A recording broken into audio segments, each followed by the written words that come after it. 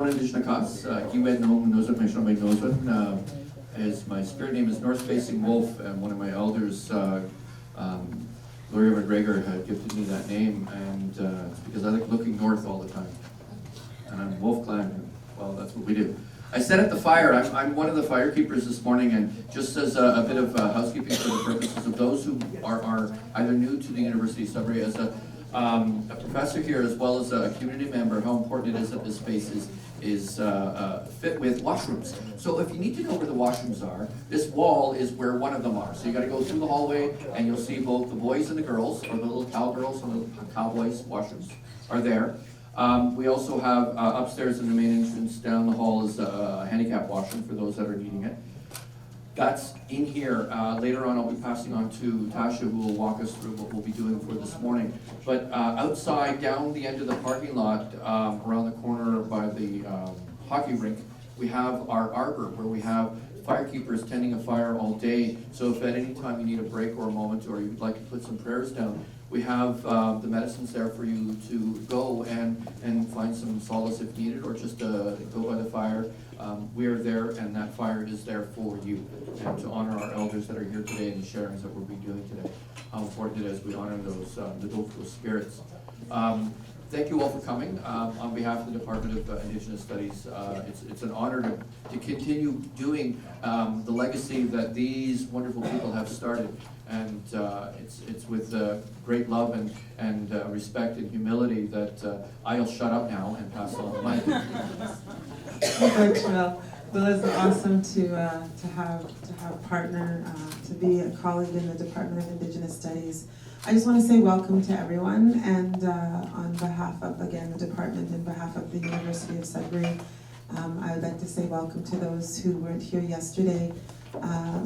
Ani bojo kapimote eskis kwen Indigenous ni onakon and donche pa makwan do dem nijo medewen nijo medewen nahiawa spoil.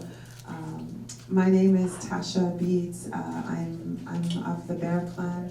I hail from the Treaty 6 territories of Saskatchewan. So I always thought that I was always like, I'm a lonely Cree in Anishinaabeg territory, but then I met Emily and I was like, yay, we're two Crees. And so I'm not going to take up too much time either. This today is characterized as really being really informal. I wanted to really just give the floor to our distinguished guests and our knowledge holders. I think it's a really important time right now for us to recognize, to look back, to see the intellectual legacy that have been left for us as Indigenous people, particularly now when there's, we're still trying to assert our rights. We're still trying to assert even the fact that we deserve human rights, we deserve dignity. And so it's really important for me to acknowledge, and because if it wasn't for these people that you see sitting in front of us right now, I certainly wouldn't have made it. I went through academia in the 1990s, and even then I was only one of a handful of Indigenous students. And I looked for our voices, and I remember reading Dr. Dumont's, one of his articles, being introduced to the work of Dr. Couture.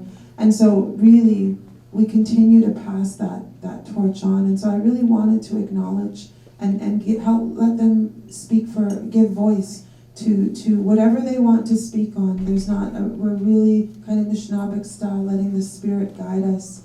And so today we have 6 speakers in total, and again, I'm not coaching them. I'm not saying you have to only talk for 15 minutes, because that's not who we are. I've let them know that the theme is the continued spirit of Indigenous studies, and so we'll let them speak for however long that we want to. I'll introduce each of them briefly. We have Doctor, I don't know if you even knew a doctor. Yeah, see, look at that. I just knew Dr. David Anderson. He's from the 7th Generation Institute. One of the things that our people have always taught us, and some of our elders have asserted, Anishinaabe, control of Anishinaabe education, or Indigenous control of Indigenous education, or back in the 60s and 70s, it was Indian control of Indian education. We're still trying to assert that, that we have the right to decide what it is that we need for our own people. We're the ones who know that. So we have Dr. David Anderson from the Seven Generations Institute. We have, of course, Dr. Emily Ferries, who's she's a former professor here, and she was granted Professor Emeritus yesterday, and so she's here to share with us. We have Dr. Edna Manitowabi, who hails from Trent University, but whose roots have been here at the University of Sudbury as well. We have Dr. Shirley Williams, who is from Trent as well, but again, local to the community. She's from both Edna and Shirley are from Mikwamkum, and so local to the territory and ties to this university. And our beloved, I'm going to call you Dr. Mary Recollet, because seriously, this woman has put in more time and more energy than any PhD student. She is our doctor, administrative, and she's the heart of the Department of Indigenous Studies and has been for so many years. So I'm really glad that she's here to share her perspective. And of course, Dr. Jim Dumont, who is also granted Professor Emeritus, who's been a professor here for 25 years. But above and beyond, all of these people have ripples and waves outside of academia. These are all community grassroots people who remind us that if we don't have those connections to community in here, then we've got to really look at who we are, because as an Indigenous scholar, you have to have those connections. So I'm going to hand it over. There's refreshments, again, really informal. Oh yeah, my little colleague was whispering land acknowledgement. Is there someone here to do that? Is there someone from Tigamikshing? Okay, well, I will do that if yeah, we did that yesterday, so that was kind of the start, but before that, I just want to say it's really informal, so if you have to get up and go to the washroom, feel free to be respectful, of course. There's coffee and tea and water on the side. We're going to have some soup and bannock that later on. I think it's coming. I don't know what time it's coming, but we'll feed you today too. And washrooms are outside. There's also a room in room 104 at your leisure. We're collecting stories about the Department of Indigenous Studies and about the impact of these elders on you, on your own personal life, or just what you want to share. There's a television camera. Our colleague Isaac here is from the communications department, and people are like, what are you going to use those stories for? and honestly, it's going to be something just positive to share those positive impact. We all hear all too much the negative, and so for me, the collection of these stories is again in celebration, and it will likely make a montage of them, and we'll upload them onto the U of S website so that people can see and hear, and others might be able to use it in their classrooms, just for that, a living record, if you will. And so I'd like to acknowledge, of course, the territory of the Anishinaabe that we stand on. And I'm new to living in Sudbury, I'm new to the department, but I understand that it is connected to Akikamikshing and also to Wanapate. And so I acknowledge those Anishinaabe ancestors that are here, that this territory and this land, as we look outside, that these their footprints have existed here for thousands of years, and we're guests. If you're not Anishinaabe, and even as a Plains Cree person, I consider myself a guest to this territory. And so I acknowledge those Anishinaabe ones that are still present, and I acknowledge all of the living landscape, the trees, all of the water, and all of the beings that rely upon them. I acknowledge all of those living entities, and I ask their permission for us to carry on in a good way as we gather today. So with that, I'll hand it over to Dr. David Anderson, who's going to lead us, be the first, and then we're going to go from Dr. Anderson to Dr. Ferries, Dr. Manitowabi, and down the line, we'll give Dr. Dumont the last word. Not that. So again, I would ask you to extend a warm welcome to first off the bat, Dr. David Anderson.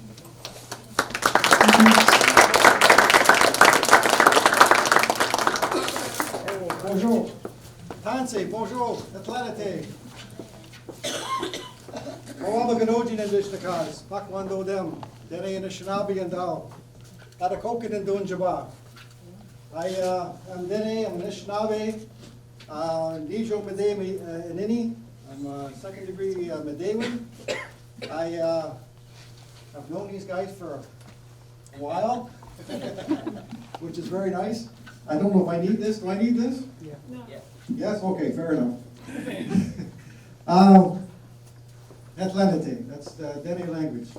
Bonjour, that's the Anishinaabe language. Tansei, that's a Cree language. And somebody this morning said Guten Tag, which is German language. And it's wonderful as you look around the room here and just see who's here. It's really cool. It's a wide variety of folks, and it's a wide variety of people that just want to celebrate life. And for that I say miigwech to all of you for being here. It's an honor to stand and be the first speaker amongst all these wonderful, terrific people here. And it's humbling. As I stand here, I have limited connections to the University of Sudbury and limited connections to the University of Laurentian University, but I have some connections, and that's part of a long story. But I am a teacher educator. I've been working with faculties of education for many years, so I've been educating teachers, and that's part of my background and my education and my work is to help people see that as we look around this room, there are people who are finding their way. And Olapinase has been teaching me for many years, and one of the things he emphasizes is that we all are finding our way to spirit, finding our way to Creator. How are we going to find our way to who we are as human beings? That's our journey. And as individuals, we're all doing that in our own way, finding our way to enjoy this beautiful life, this beautiful life. It's so gorgeous. It's so wonderful. It's so magnificent. Our creation story tells us that Creator sent out her thoughts into the emptiness. And when she recalled all of her thoughts, he saw and left all these stars. All the stars are just a symbol of all the thoughts the Creator had. So many ideas, so many things, so much knowledge, so much in this beautiful universe. How can we even comprehend all of it? But it's so beautiful. Those trees out there, how smart those trees are. Do we even know how smart those trees are? They know all about water. They know all about the science of water. Do you know about the science of water? Those trees are so smart. They know that when water freezes, it expands, right? And if they kept all the water in those leaves, and the water expands in the wintertime, it kills the trees. So the trees do something really smart. They let all that water, rid of all that water in the fall, put it all back in the earth, and just leave a little bit of water so when the water expands in the wintertime, it doesn't kill the trees. Pretty cool, eh? That's how smart a tree is. That's how beautiful this knowledge is of this world. It's just wonderful. How smart are those? That's just cut a tree down. It reminds us of some old tree. They're smart. They have knowledge. They have knowledge. They have wisdom. Wawabaganoji Nandishnakas. I just heard a wonderful story about mouse. Wawabaganoji is a mouse. That's my name. I am a little mouse. Humble and scared and just running around doing all kinds of silly things. And it took me a long time to understand my own name. To understand. And again, Olapinase has been very gentle in his guidance and helping me understand myself and my walk and my role. And especially my role as a teacher educator, because I have to help teachers. If they're going to help our little kids, they have to understand themselves. They have to know themselves before they can start teaching. Understand what they know and what they think they know. And there was an interesting thing on CBC yesterday about blending in. There were stories about a Muslim who was passing for white, and a Mohawk was passing for white, and a disabled person passing for normal. And it just struck me as they're really interesting stories. And what the heck is that all about? Trying to pass for normal, trying to pass for a white person. Like the white person and normal, that somebody knows what normal is. And somebody knows that the whites are superior. Wait a minute. Is that what they're telling us? We're going to pass? Wait a minute, that doesn't make any sense. Look around the room. There's diversity. Diversity in life. Diversity in nature. That's what we have to understand. And let's talk about diversity. Let's talk about life. It isn't just one way. It's all these different ways. It's about all of us. The program I was teaching in is called INDIGENOUS. Anybody know Cree? Ours. All of us. INDIGENOUS. It's about all of us. So let's learn and teach about all of us. It's not about one way. Who said there's 12 months in a year? Oh, that's okay. Anyway, we have something called 13 moons. Which is right? 12 months or 13 moons? Who says there's 4 seasons? Well, then they have 9 seasons. Cree have 6 seasons. And in Hawaii, there's only 2 seasons. So who says there's going to teach 4 seasons? Who says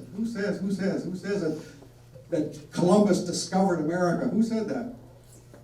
Wait a minute. We were welcoming him. We had a feast ready for him. We had treaties ready to sign because we knew he was coming. It was in our stories. We had a treaty all ready for these guys. Let's share this world. 2 lines. 2 parallel lines. We'll live on this land with you. And you come and you can live with us and we'll show you how to live on this land. We'll walk together on this land. And we'll share. I was walking, this young lady told me about the place down the hill, about good coffee. I walked down the hill, and as I was walking down the hill, I could feel ancestors reminding me this earth, and I talk about our ancestors from this land sharing copper with people down in that place called Toronto. You ever heard of that place called Toronto? It means meeting place, gathering place. And the people would get the copper from here, and they would trade it with other people from other regions. And apparently the copper from Sudbury ended up in places like North Carolina. We knew all about this stuff. We knew about mines, and we knew about trade, and we knew about how to get around in this world. We knew lots of stuff. Anishinaabe, Dene, Haudenosaunee. We knew lots of stuff. We have to remember what our ancestors left for us so we can teach ourselves, so we can teach our kids. If we're going to be teachers and educators, we need to teach this. And especially about spirit, the spirit of life.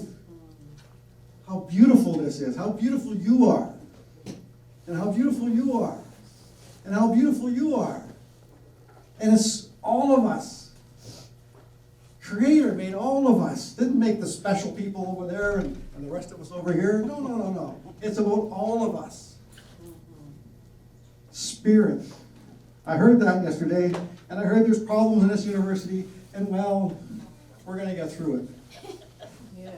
We have to get through it. Our life is about life. It's not about money. It'll come. Somewhere it will come. Right? Right. We have to believe. We have to know in ourselves and the strength of ourselves. Creator just didn't make this for a game.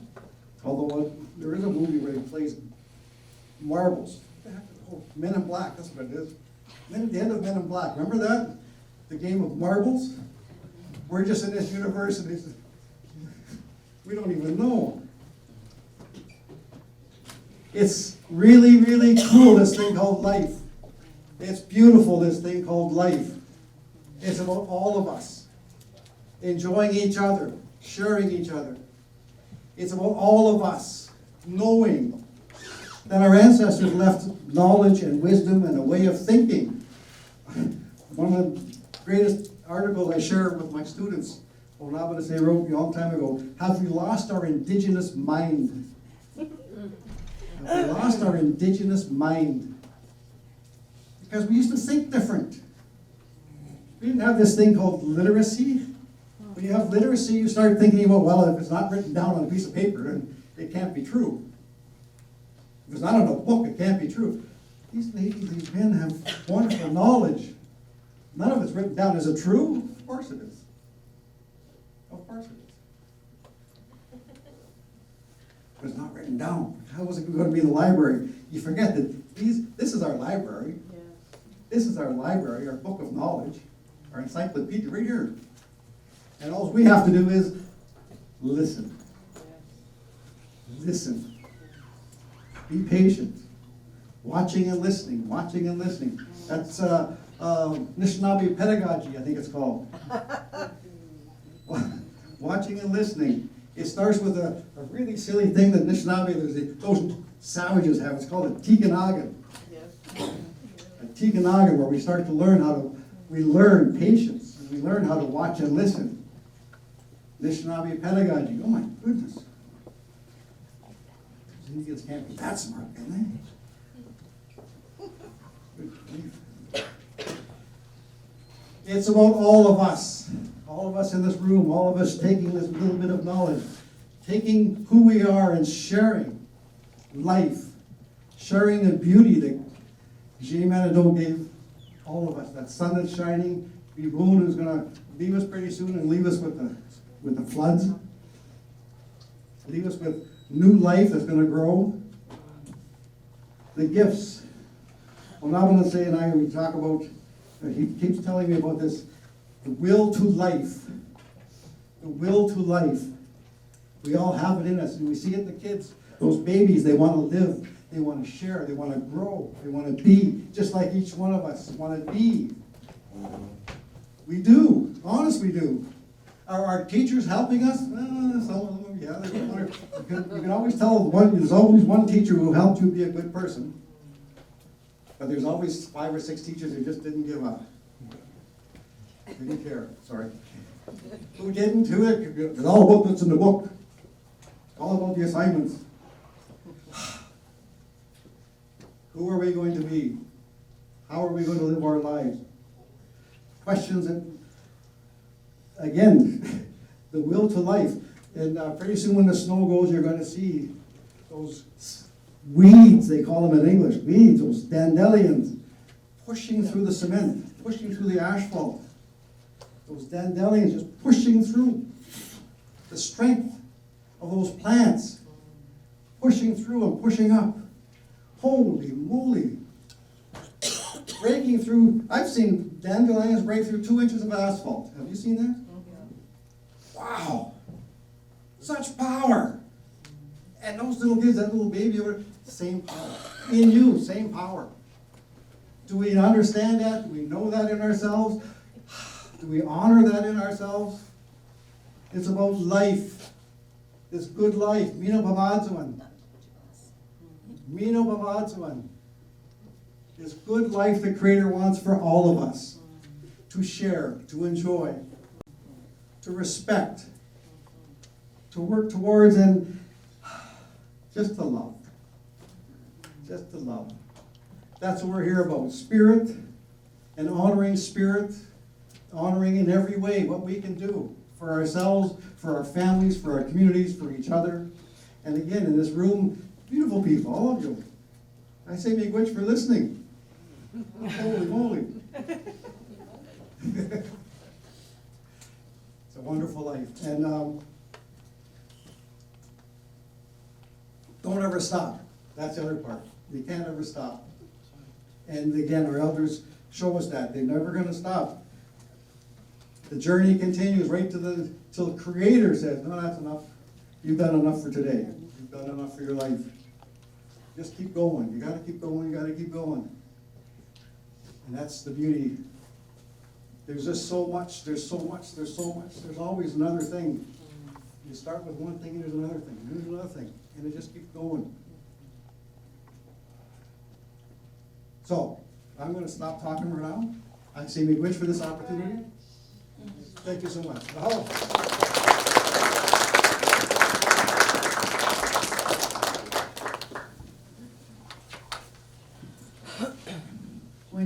I'm just gonna sit down. I haven't been really well. Just survived yesterday. Anyway, I'm Visam Yabisko, my spirit name, which means sun-raised woman, and I'm from the Mishkeguk people in James Bay. We're Crees. We border with the Anishinaabe people. And I want to talk a bit about my experience here as a professor at this university and how I ended up here. And yesterday I was really thinking about how long a time it was when I was talking about, I came here to school when I was in my late teens. And at that time, there was no Indigenous studies here, no Native studies. There were probably maybe 2 or 3 Indigenous students in this university at that time. It was very lonely. And then I heard about people that were in the university that were, starting to do some Native classes through religious studies. So I checked into that, and that's how I met Jim and Edna. And I clung to them while I was here. That's what helped me make it through getting my degree here. And I graduated from here in 1975 and moved on to do my Bachelor of Education and went home as a teacher. And it all connects, because I was thinking yesterday about how I'm part of this journey and the people that were with me along in that journey. When I first was young, and how it was meant to be that I would meet Jim and Edna. I attended, their ceremonies. I had a baby when I was a teenager.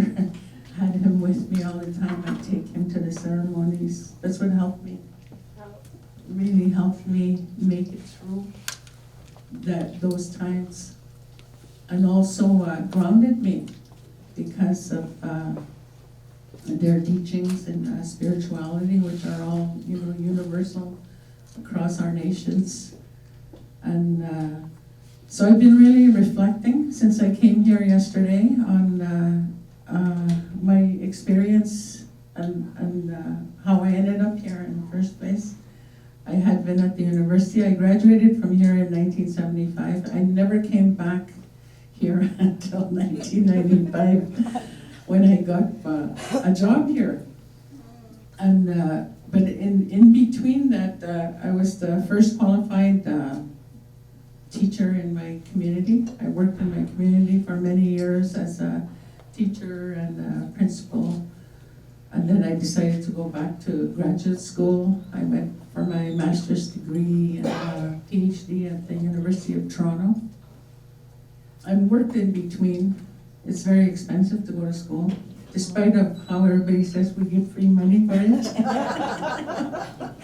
Anyway, I worked in between, and I ended up completing my PhD in 1991 from the University of Toronto.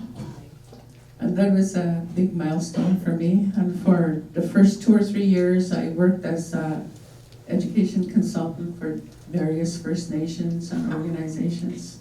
Then I started to think, I think I have to get affiliated with a university because one day I'm going to be retiring. That's what I was thinking ahead.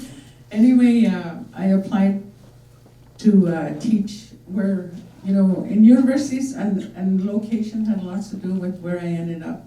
Because I come from the Moose Cree First Nation. It's right on the southern tip of James Bay. This was the closest university to my community.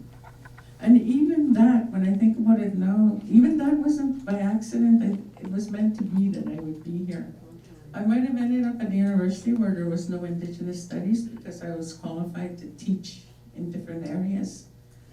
And so I ended up getting a job here. In 1995, I started here. Jim was still here. So for 2 or 3 years, the first 2 or 3 years, we were colleagues, you know, co-professors here.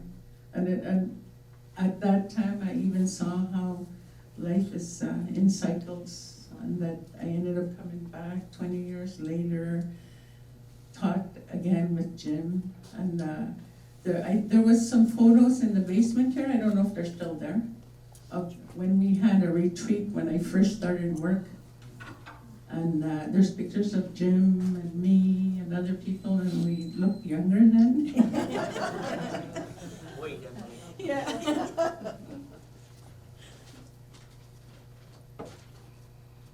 And then Jim retired, and I stayed on. You know, Jim was here for about a quarter of a century. It overlapped, and I was here for about a quarter of a century. And yesterday I was thinking, holy jeez, that's like half a century between two people involved with Indigenous studies. And that, to me, like, it's a blessing. And I feel really honored and blessed to have that connection with Jim and all the other people that I've worked with, everybody. And how my connection with Jim and Edna had led me into what I call my life mission. I believe that our spirituality is foundational to who we are as Indigenous people, and that's what's going to help us heal, and that's how we're going to become empowered. I've dedicated my life to it. All the time that I was teaching here during that quarter century, my partner and I have a 160-acre piece of land. Just have ceremonies there, and it's sacred grounds. And because I truly, truly believe that that's what's helping our people. I know it's saved thousands of lives. Kids are sent there that are suicidal, and it's not government funded. I don't want to be under the control of the oppressor. Jim taught me that a long time ago. I always remember him saying the oppressor, and now I don't really understand. We have to do it ourselves. If we're going to heal, we can't ask our oppressor to help us heal. We have to do it ourselves, and that's the only thing that really works. And I've witnessed it happening over the years, even here at the university. Here at the university, working in Indigenous studies, you're not only a professor, you're not only a teacher, but you're a counselor, you're a mother, a friend to the students. It's an ongoing job. It's even after hours. So the students become so comfortable that, you know, they can call you anytime. You're meeting them at Tim Hortons or bringing them home, sometimes even overnighting because they're going through problems. That's what my job was while I was here. And it was a natural thing. And we do that because we're Indigenous, and that's who we are. We help and love. Caring, compassion is all part of it. So I feel really blessed to have had, spent a quarter century here. I wasn't always here. I was always pulled to the north, going home, driving back in snowstorms to get to my classes. And it's been, amazing. I feel really good. I miss teaching, but it's my teaching's, becoming in a different form, where I do a lot of circles and sharing of even just my own life experience, because my life wasn't, full of roses all the time. And I went through a lot of difficulties as well.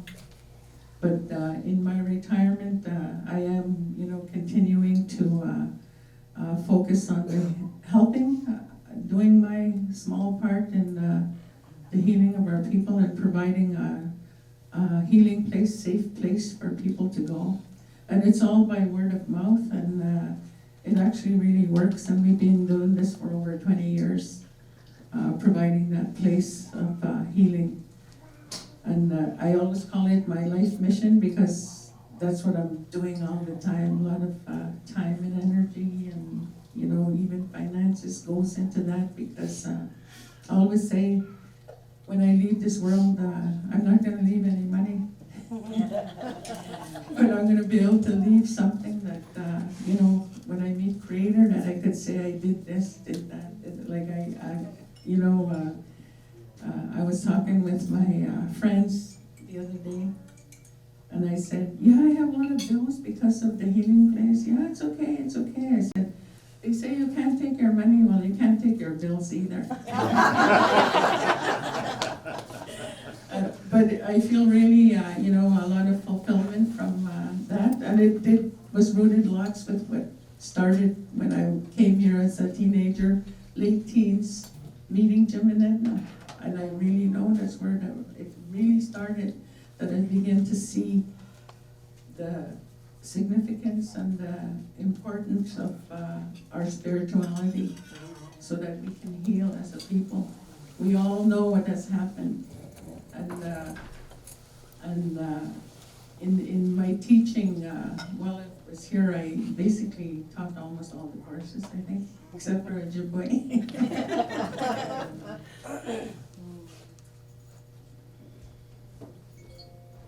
And I also was blessed with the opportunity.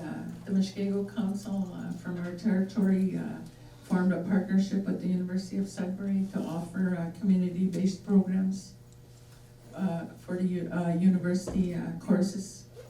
And for 5 years I worked up there, but I still came back to the university. I still taught courses here, but we did it in block teaching so that I would, you know, teach every 3 weeks, 2 or 3 days here, make up for all the hours that we're supposed to put into each course. And when I was up north, I taught on weekends because most of the people who were taking the courses were working, so we accommodate them. And during that time, we had 7 people, and they were all women from my community who graduated with their bachelor's degrees in Indigenous studies because we went to the community.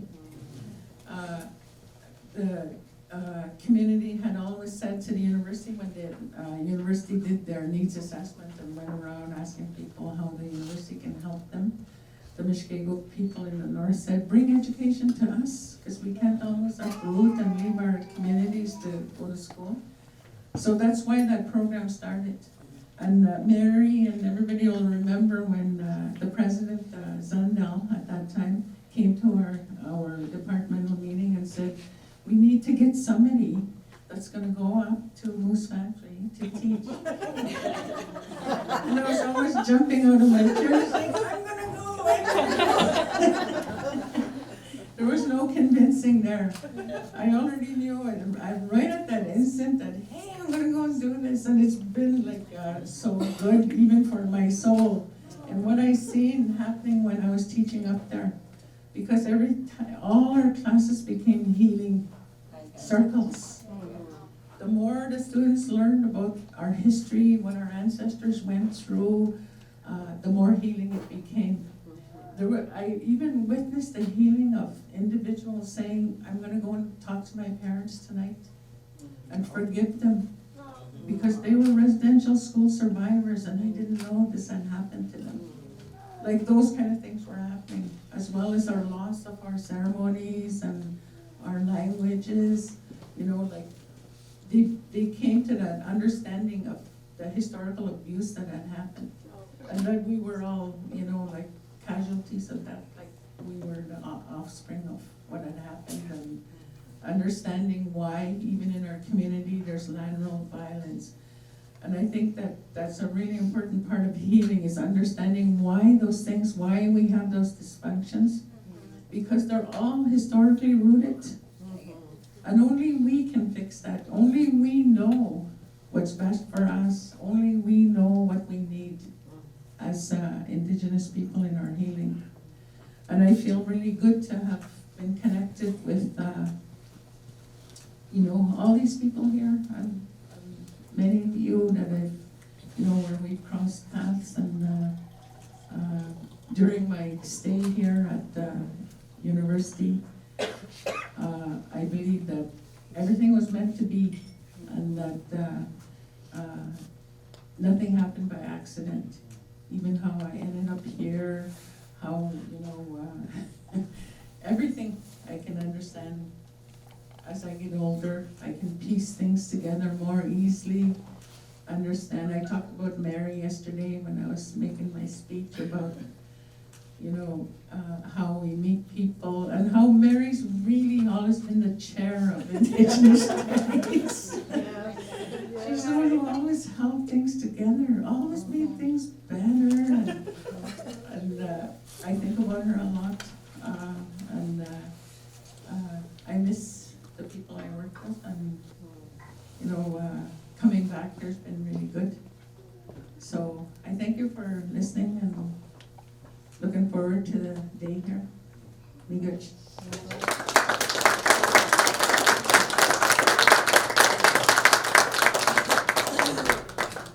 Just a real quick announcement. We've got 2 vendors. There's a lady back there selling earrings. I can't remember her name. And then we've got Negus Designs over in the corner. The hat is mine. I already bought it. But I'll leave it there so you can see the quality of their work. There's ribbon skirts, and there's belts, and there's all kinds of beautiful things, and over here as well. So we encourage you, I think we'll take a break after Shirley, a coffee break, and then we'll come back. So on the break, I encourage you to support our Anishinaabe designers with that. So, but the hat is mine. Be good. And here's Dr. Edna Maratwabi to share a few words. Be good. Thank you, Tasha. Tasha's such a great blessing. She's, I have to say, to me, Wench, for making this all possible and bringing us all together. I know it hasn't been easy, and always obstacles in the way, but she's a powerhouse, and I love her. Get me which way the beginning. Me which way I want to do the bench. Can I get go cash it out? Scares when yaman we bit man to the with bad the man with the dish no man way. When up matters you in, scares when you get yaman. We not keep the month so well. When you sink matters you in. Mem de gay go to the care be on to us album. Me question to get. Me question to now what I do. And the show miss and go miss. Was the was album. Was going into my going. We gave about keeping them all going, we get the net moon in on. We get cha-cha, we all. Well, we need to talk in a mum. Most doing so as you thought that was there on the George Gabain, man, big up in a Kijik. Minoga, and within a care, Jean, no, you show miss and look, miss, we were not so. What's not on you, or skip mat is it? Or skinigish, skip wet. Man, be ajik. A school widget. Don't the want to give in our way. ANISHINAABE ANISHINAABE MAANJIDOWIN. Journée Mishnang, where when it in Port that was young. Me been young. Would again care, I publish Mac me when I sap. In the mission miss locumus. Me when I sap, I should propose sending me go again and wash my child. Didn't we mark in the Nanik? Mano na to Abanabiak to offer me answer. We could just on. We could just on where we know we should again. With up in the man, we mammosh again the man will go. Gotta get the more young. One a cause young. We aren't care me to get to where skip mat is it. The window say we can them. Where as you mean go is it or ANISHINAABE women not to the matters with. Me as you because said me going. Journée Mishnang, that's we do Kushnang. Minoge o dene ki agi wendong miss show missing go miss. Mi gonna stop. Mi gonna stop as me which we go in geki. With Newt Moen. When walk car when women and to Moen. Janang gendang wo be matasit. What ANISHINAABE. Scares the winter yamang. Forget namang where I should go again to mang. Where Jim Quata was young when to shink matters you with me gone to not be young. To one with the monks so where when to shink matters you with me when not more in the was sentiment. Was together my man and the Kiminaj, I'm in the one sit together, mamma, okay. Me gonna stop. Me gonna stop as me which went to mark in the gecko. Can I go gecko when to shink matters you in? Journée me young and Sigishaba, can I go gecko? Me gonna stop with the Kiagishagong. Tell Gishagong, you go take Gishu, me gonna stop as me which went to mark in the gecko. Me the Shesha, as me which went to mark in and go Gishagak me no. We are with Okasia with them walk on that. Join together. Ha, join the Mishnah, Jim and the Tosho in the Mishnah. Join the Mishnah, Jim and the Tosho in the Mishnah. Join the Mishnah, Jim and the Tosho in the Mishnah. Ha, join the Mishnah, Jim and the Tosho in the Mishnah. We kind of get enough, right?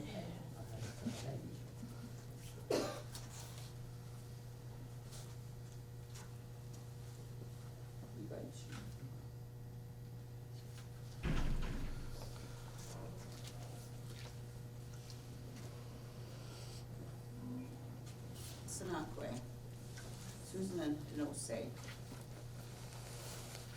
Sidikwe, Junine, Yobanesi, Anjubanes, Robin Green, Gijo and Nemigo gaining gooding, Abadik, to Kentaman Gagi, a Yawi and Gigo. Update to Yaman Gagi and I guess not a Mabian. Fish been with up in a man than a kiwi. Never pa no sba Gazongi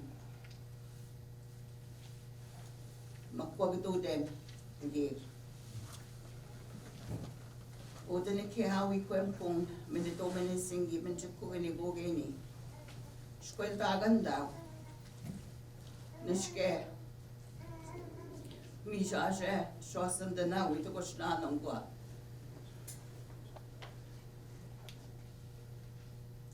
Gabaying Gujajan Bimse. Don't need your gabo may wait to Anangua. And say, Pied, we wait to go and chiam. Go ahead and das swing each me. Me wetch the shake indicate Nick Jaja Agabian. Get me wetch well. A minute do they bench get. Mem the gay go get no chance, man. You go do choke ni Johnsack. Das the shinish. Dog no shank. Chance, swear. Done over Johnsack. Oh, wow. Hoa. Apajugana, Moshkanen, Bemata Siwin. Apajugana, Gitchenendam.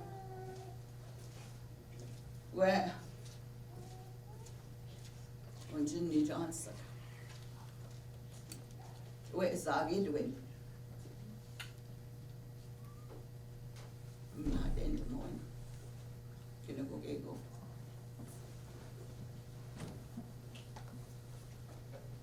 I am just ever so grateful, and I say, see, to me, Gretch. I wanted to acknowledge the Creator, the grandmothers and the grandfathers, and our mother for all the blessings, because I just feel so blessed. I feel so blessed because my life is just so full. And it's because I heard and paid attention to the sound of the drum years ago when I was young. Because it is the sound and the vibration of the drum that awakened something deep within me. It stirred something deep inside of me, and for me it was my understanding of the Spirit saying, wake up, my girl, wake up. It's time to move. It's time to do the work that you have come into the world to do. I didn't understand at the time, and I struggled with it for a long time. What was that? What was that stirring? What was that vibration that I felt so profoundly, so strongly, deep within my soul? And that I had to heed, I had to answer, I had to find.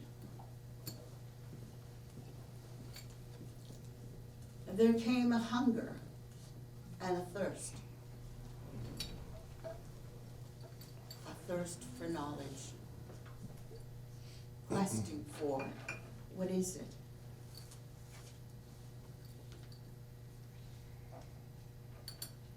I had an elder back in Toronto in my youth. His name was Farrell Toombs. And because I struggled with that first initial stirring and trying to find an understanding, I sought help.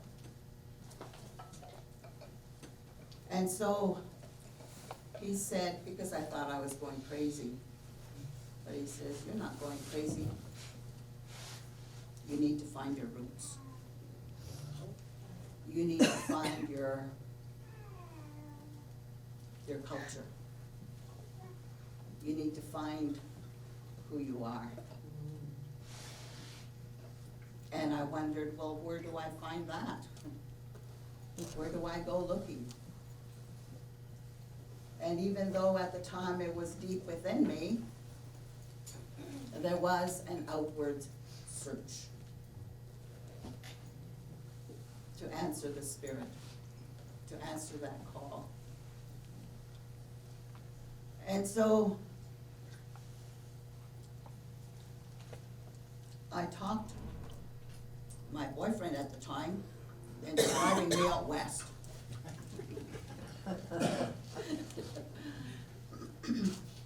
So we traveled out west. And I thought, those old ones, they still hang on to something. They still have it. And so we went and stayed in the mountains. And we were so fortunate to be able to catch the coattails of all those elders back then. What a blessing. What a blessing, because they just filled us up. They filled me up. Sometimes we would stay up all night just listening to the stories, listening to the songs, being in ceremony, and that would fill us up. That, what was, you felt was empty. I felt empty while they filled it up. They filled my vessel up with their beautiful, beautiful teachings, their beautiful songs, because that's what was missing in my life. That's what was missing in my life.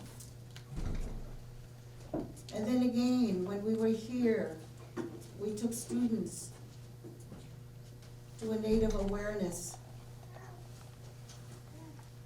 conference in Marquette, Michigan. And everything was over by the time we got there. People were packing up. So somehow we got the dates mixed up, I guess. But there was a little card in the students' lounge that talked about the Daywin ceremonies. I said to Jim, I said, hey, we've never been to our own ceremonies. Let's go check this out. That water drum just jumped out at me and spoke to me. And so we traveled. It was a 2-hour drive. And so of course, when we got there, Irons, Michigan, there was an Army tarp-covered lodge, but I heard the language. I heard somebody speaking Untitled, so I knew we were in the right place. When we entered the ceremonial place, they were dressing a water drum. The first one I had heard previously, 10 years before, in 1960, was a big drum, the sound of the big drum. That's the one that woke me up. This one, holy moly. Now this one did a number on me. This one turned me upside down and shook me. And it was like a waterfall. And it was all the years of the whole residential school experience from the time when I was taken at 6 years old. All of us, my whole family was taken. So can you imagine how my mother felt when she lost all of her children to residential school? And how each and every one of her children was snatched away from her. I was the last one.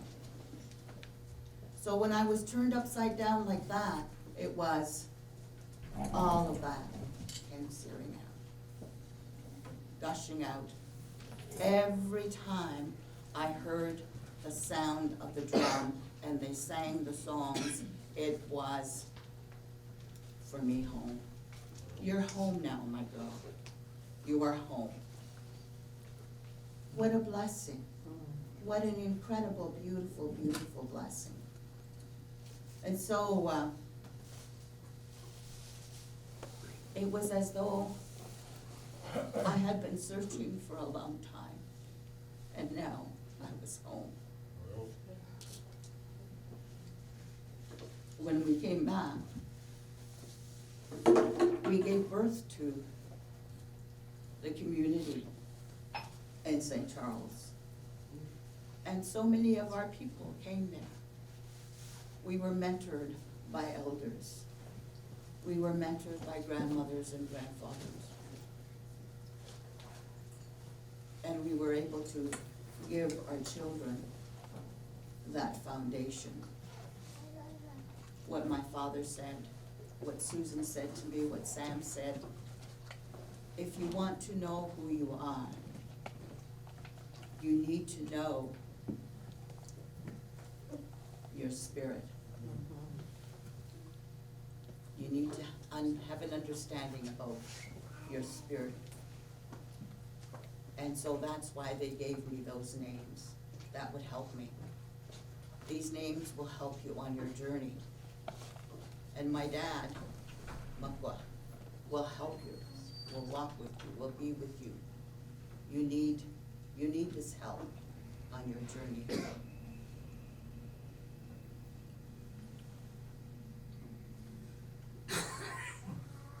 I remember,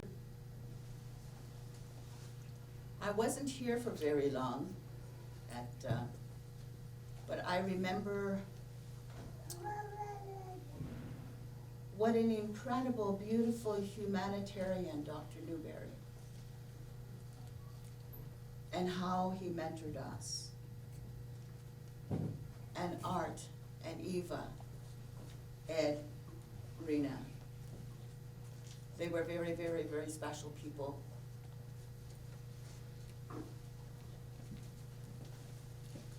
And how they worked with the people, our people in prisons.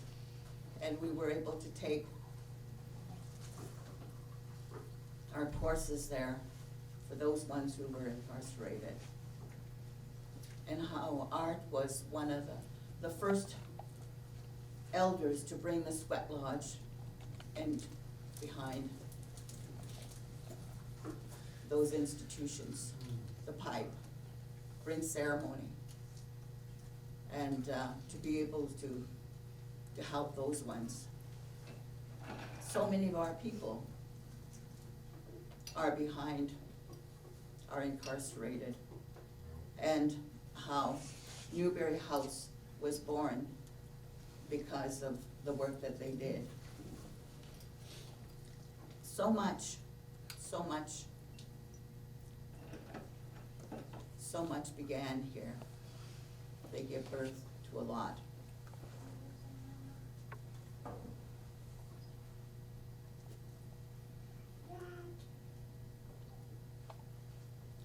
When we're talking about the Spirit, I remember one of the beautiful teachings, one of our mentors used this beautiful analogy, and I like to use it because he talks about it in terms of how the woman is the first teacher and how the first treaty was made. When a child, a spirit, comes through that doorway and she puts her child to her breast for the first time, she is the first teacher. And in putting her child to her breast, she is showing Jiadzui. She's being kind. And she's being true. She's being honest. And she is sharing of herself. Not only that, but she's giving nourishment and strength to that new life.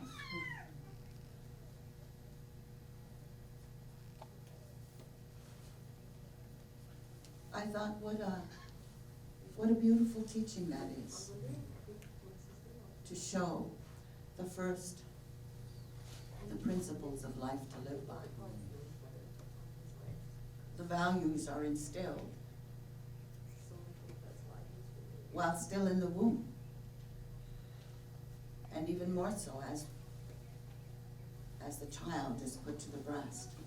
The first treaty: I will treat you with kindness. I will give you this love, this bond. And you've chosen me to be your mother, to have compassion, to love you unconditionally. Those values are instilled at a very birth. And so respect already for that spirit. And a relationship, already establishing a beautiful, beautiful, strong relationship. That's the responsibility that we have. And so, of course, when I'm knocking on 80's door this year, it's giving back. It's giving back. And I look at my little tribe. 6 of my children, 12 grandchildren, and now 9 great-grandchildren. My life is full. My life is full.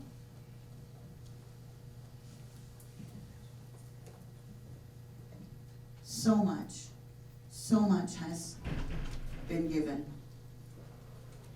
And even today, as we get ready for our ceremonies, and I see that beautiful lodge that sits at the Thunderbird Park in Wikwemko. It only took 40 years.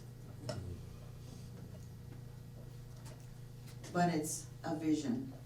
It's a dream that is happening, that has come true.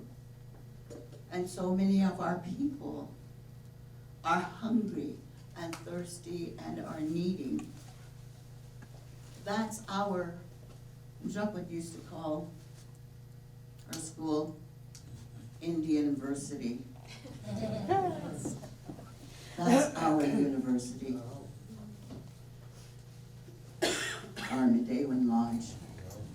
Everything that we need, the schooling, the education, is all in there. Whether it's Sundance, whatever lodge that you're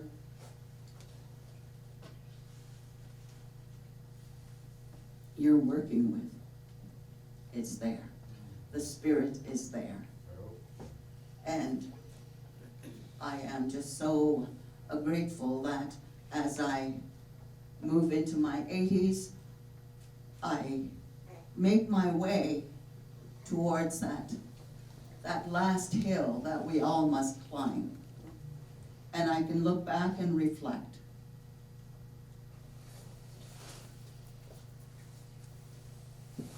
I tell my children, I am trying to leave you good marks and tracks. And I can tell the Creator and my ancestors who have moved on, my relatives, I have done the best that I could to do the work that I was called to do when I heard the sound of the drum years ago. I say to miigwech for allowing and making this happen. Miigwech well, I'm in the bench get walk magwalk a no agunda. Sige go pa. Ay hindi ka na gana.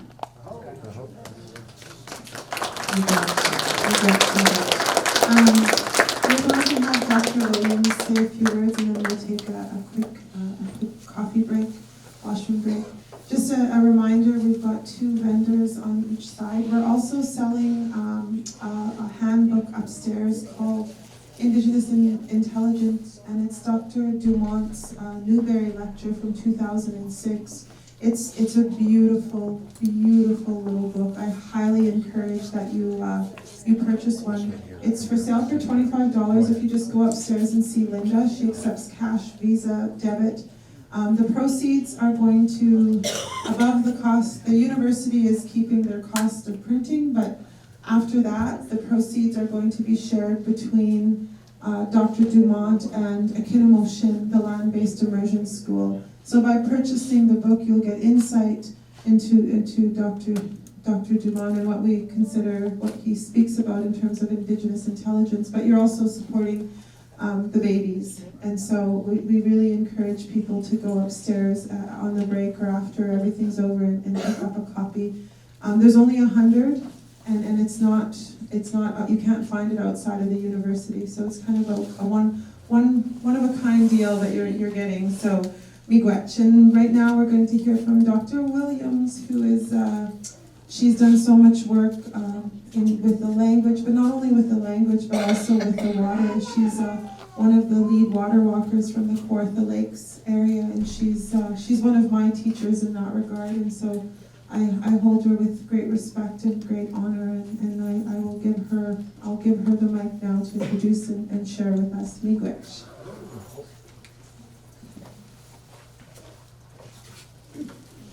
Abosho, Ishnaben also the Modoa, maybe say, oh, Kandishnakas, the nation know them, no nation, they're in the Chicago.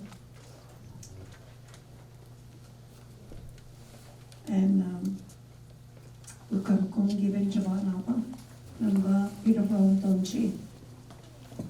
And we can go to me.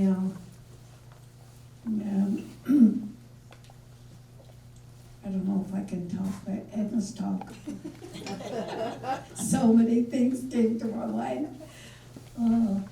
It's just want to say that Edna and I were in a residential school many years ago, and Josephine also. And I was thinking when she was talking about language and culture, especially the culture, I thought of all the things that we were told not to speak of, or we'd go to hell, or it was witchcraft. And so I was sitting here thinking, well, all those students and all those young boys, we all turned the other way. You know, we carried, it was something like a revolution, I guess, inside us, that we swore that they would never take the language away from us, from our minds, and we would never take away that culture that's been within us. So that's what I was thinking when she was talking. Anyway, my English name is Shirley Williams, and I carry many names.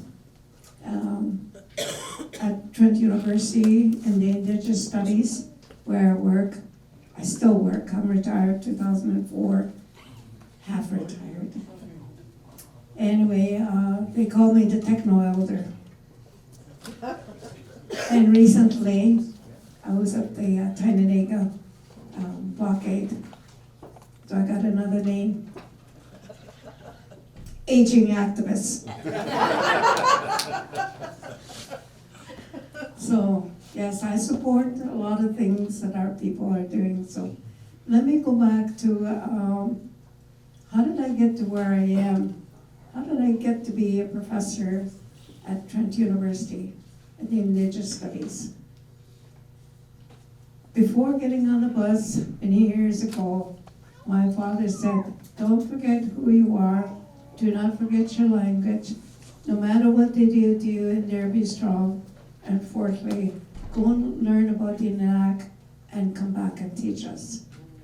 Well, I never learned about the Inanak. We were forbidden to talk about anything about our own culture. But I always remember that. So in 1974, I'm jumping some ages and years here. So in 1974, I had gone home to look after my parents. And my father had gone already, just my mother was living.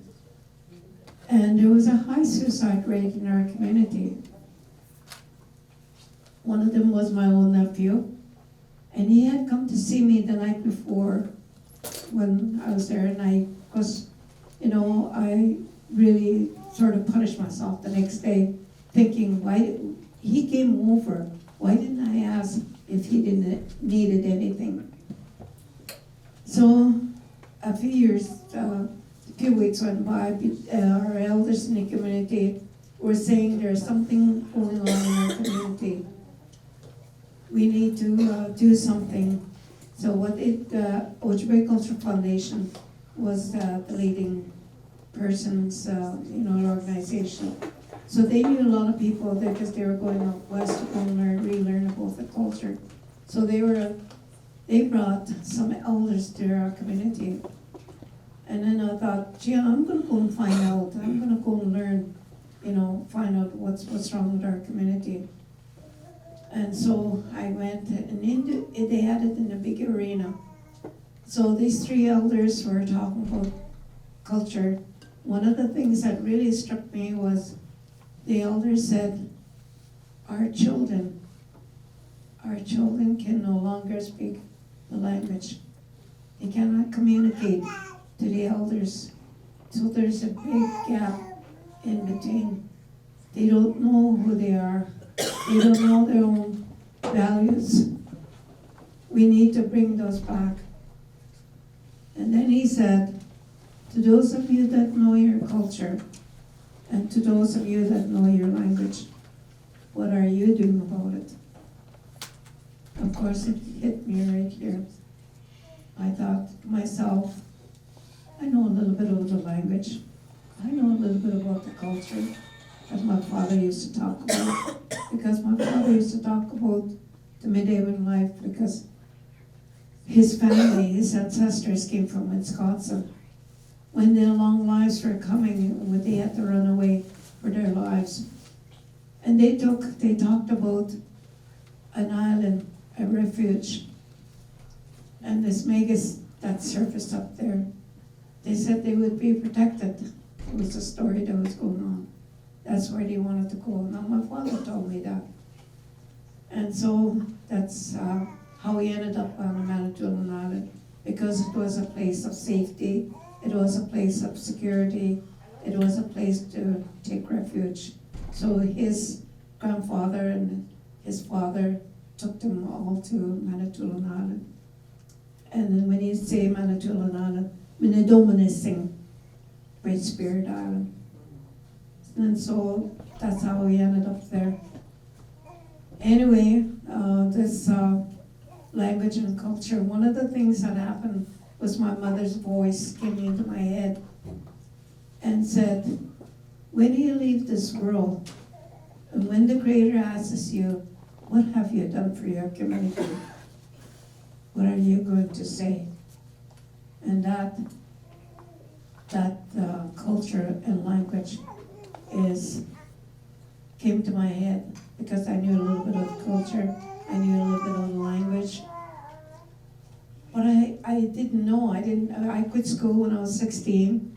I left residential school when I was 16 because those girls used to say, I'd rather be dumb than to endure whatever we were enduring in this institution because the education was not very pleasant. They made it really unendurable. And so I thought, well, I'll find my education somewhere else. Somewhere I'll find it. And so this man that stirred something in me, I thought, I'm going to go and find that. And I'm going to go and find what my father said. Go and learn about the INDIGENOUS. Okay, I'm going to go back to school. Though I was a mature student, a mature woman, I thought, really, there's nothing left for me here. You know, my mother's gone, my father's gone, my marriage was not so pleasant. I needed something. And I was going to go and search for that. So, anyway, I started because I didn't have any high school. I did have grade 9 and 10 through correspondence courses while I was in Toronto. And while I was doing the language and the courses in Toronto, I had one night a dream. And in this dream, I was back in a residential school. It seemed like I was back in a residential school. But in back, where I was standing was kind of ugly. They had a gray building, it had lots of windows, and when in this dream, I looked on the other side, I saw an orange roof on the other side. And on the other side also, there was green grass, and there was a river flowing this way. And there was a bridge going across that way. And I wanted to get over to this nice place, but I couldn't. I couldn't move. In dreams, there's flashes of frames. So the next frame that came into my mind was, it was at night, and there was a full moon up there. And this moon spoke to me and said, this is your home, Shirley. This is your home. I didn't understand, but I woke up crying. And I thought about that dream, and I asked her, many of the elders, what was that dream about? And I would go and tell them, and they all said, that's for you to find out. You will find out, and you will understand what that dream is about. So 10 years after, this is when I was changing my life. I thought, I'm going to go and find out about that INDIGENOUS. And the next day, I was looking in a paper, and it says, have you finished your education? here's your chance, adult education, grade 11 and 12. So I thought, that's where I'm gonna go, and that's what I took. And then after grade 12, I thought, now what? What am I going to do? How do I get to go and learn about that in INDIGENOUS? And so the next day, I looked and I was praying. And when I looked up on the hill, I saw this cross. And this cross spoke to me and said, this cross is getting so heavy that you can't drag it anymore. You gotta do something about it. So I was looking in a paper, and in the paper, there was a little wee ad in there, and it says Native Studies. I thought, that's what I'm looking for. I'm gonna go and find out where that is. I had no idea where Trent University was. So I applied, and lo and behold, I got in. I ended up at Trent University in Peterborough with an Indian car. It had 5 singles rusty and 3 bags of garbage bags of my own possessions, and clothes and shoes. And I sat outside at Trail College, wondering, should I go, should I not? Those students are gonna make fun of you, because I went to school, my father kept me at home till I was age of 10. And those girls at the school used to make fun of me. You must be dumb, you're 10 years old, how come? And that came to my head again at the university. I thought, these are young girls that are going to university. What are they gonna say with this old lady coming back to school? I thought, they'll make fun of me. And I thought, I have $300 in my purse. How far can that take me? And never go back to Wiki.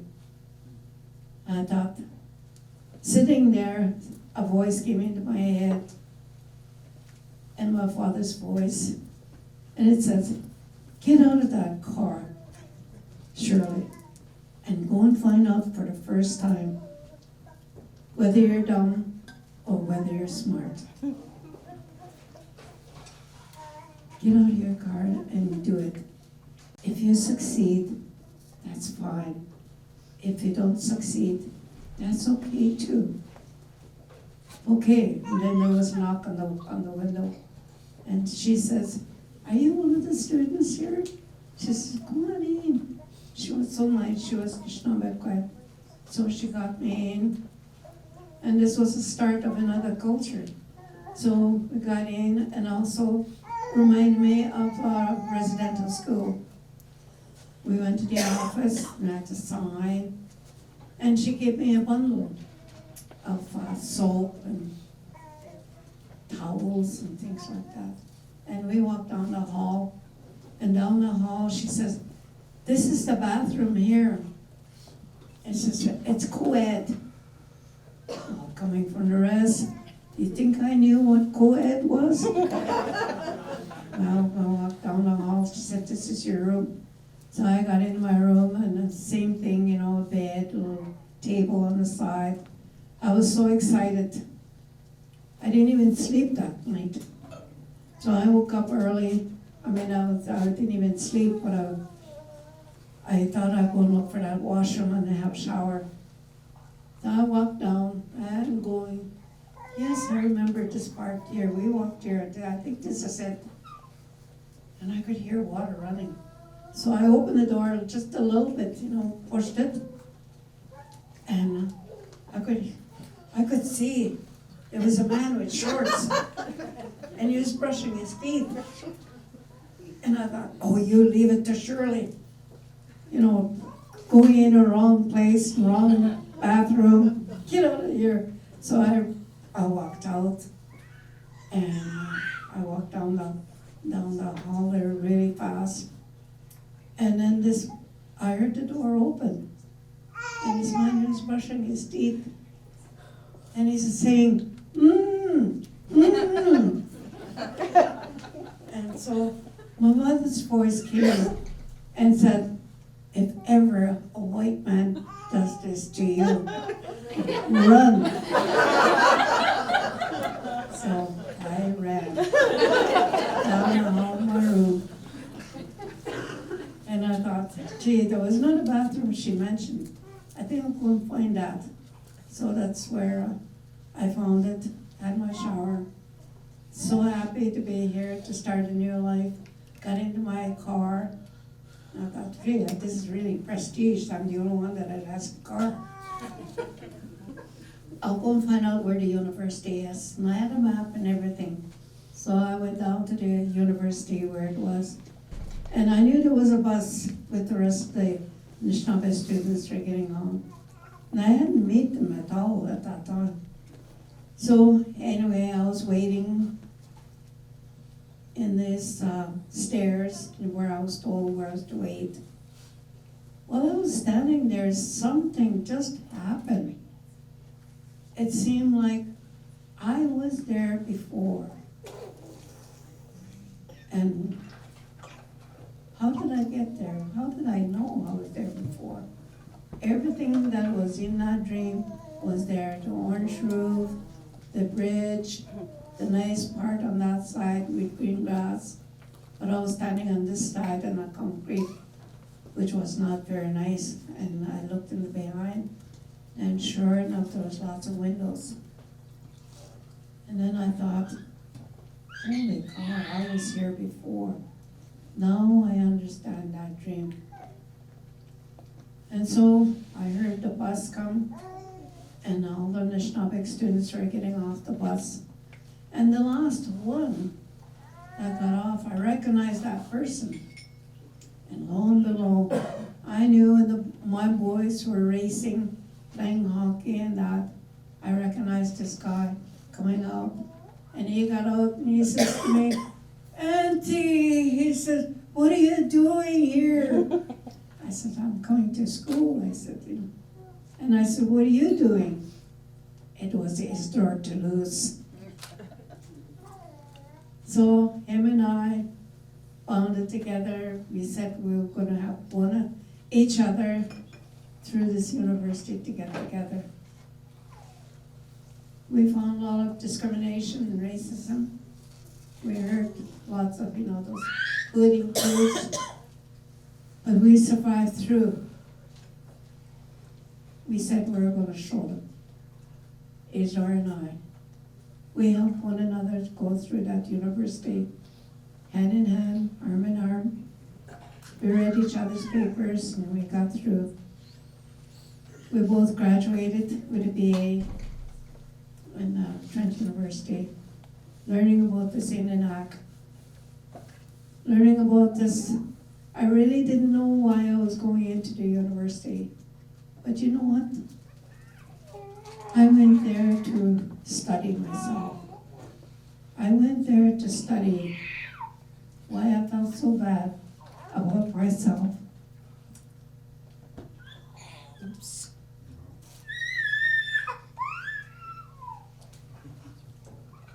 Why I felt so bad about myself, I said, Anishinaabe quit. But I didn't know that. I took sociology, I took psychology, and both of those courses I failed. But I went somewhere else to go and learn about sociology. It was at Carleton University. And really, sociology really gave me the perspectives of our institutions, how they work and operate. So I began to understand our people as they go through the institutions, why they're there, what they can do, and how they can, it didn't say how they can harm. But I understood what my father was talking about. I understood what I had to do was to give that knowledge back to our people. But there was still something missing. What my father talked about was the spirituality. In there, in the sociology and psychology. You know, I studied about the institution of residential school. What happened to us? I wanted to understand that. And I did. And so I thought, I gotta fulfill this part, what my father talked about when I asked him to quit school.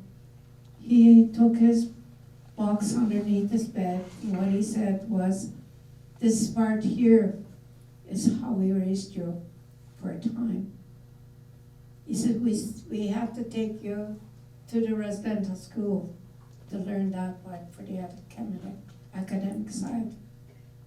You're back home now to learn to fulfill this part. Someday you will fulfill that part. So I guess that's what I was doing. But in that time, while I was learning the academic part of our institution, but at the same time, I was also learning the culture part of our human being. So I learned about Medewin. I read it, and I wanted to learn more and experience it. And so I heard about St. Charles in 1979, and I came. And it was so beautiful. It was like finding my father, saying all of those things. It was like as if I was hearing my father, what he tried to tell me as a young girl. He said, maybe you don't understand this time, but someday you will understand it. He said for a time, when he was offering tobacco to the plants, he said, this was our way. But for a time, because of the Jesuits coming here, he says we have to go up on a hill. Up on a hill was a church. He says there are two things that were given to us. This one here is our own. Untitled. So that's what I heard at St. Charles.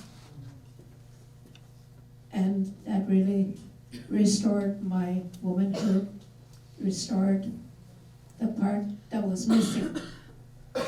In all of these things, I was searching for that little girl that I left at St. Joe's Residential School. And I brought her back, but it took me a long time to bring her back to who I am today. The Indigenous Studies at Trent University restored my wholeness. The culture part, the Medewin life also was important, restored my human being. For all of these things, it's really important. One of the greatest things that the government can do and the institution is to restore our humanness, to restore what they had broken and put that money in to restore our languages and our culture, because we were forbidden to talk about our culture. And the great humanist that they can do is to restore that part. And I'm glad that was part of restoring life for students that were coming in to the institution at Trent University to help them to find themselves, because they too were lost. Most of them were 60 school. Some of them were their parents went to residential school, and they were searching just like I was.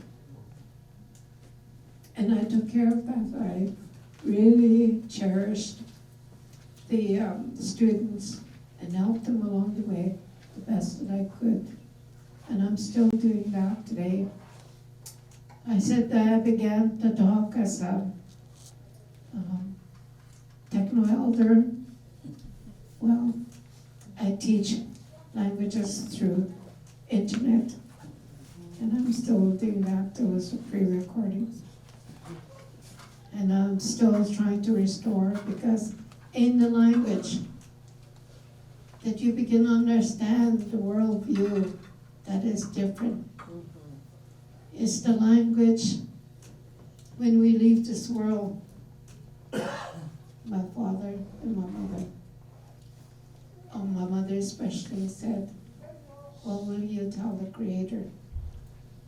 Through my travels, I heard Tom Porter say, when we leave this world,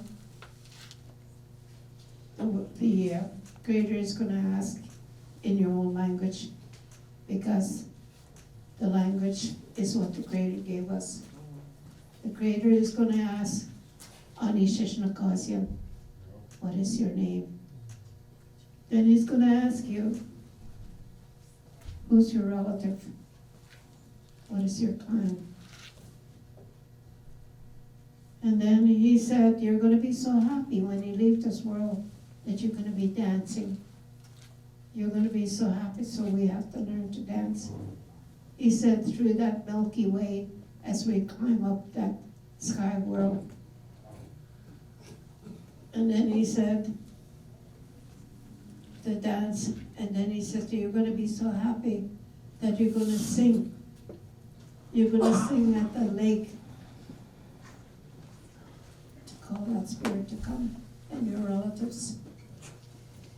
He said, you're going to sing. That song is going to come to you as you live through this world.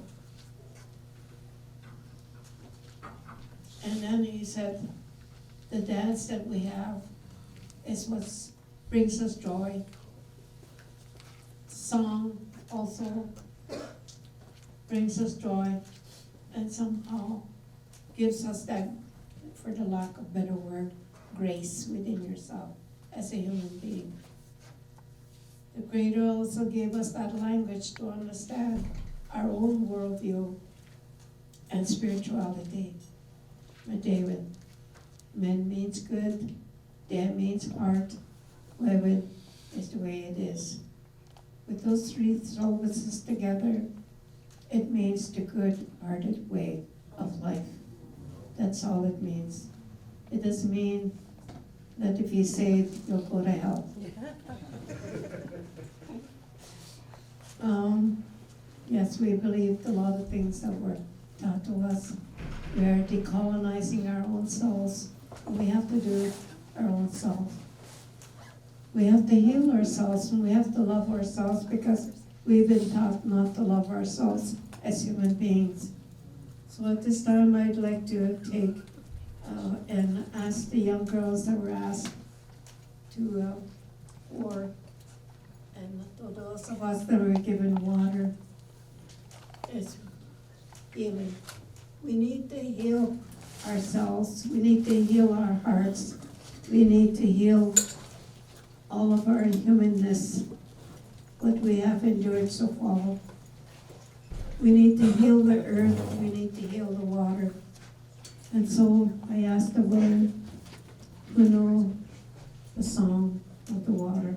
We're going to bless it. So for those of you that are passing the water, what we're going to do is, the ladies that have the water, the Creator gave us everything that we must use, every part of your body. And so the Creator gave us our hands, and so they're going to pour a little bit of the water. Be careful how you spill it. Don't spill it to everybody on the laps, so somebody might think you did something wrong. Pee on your skirt. So, is everybody ready?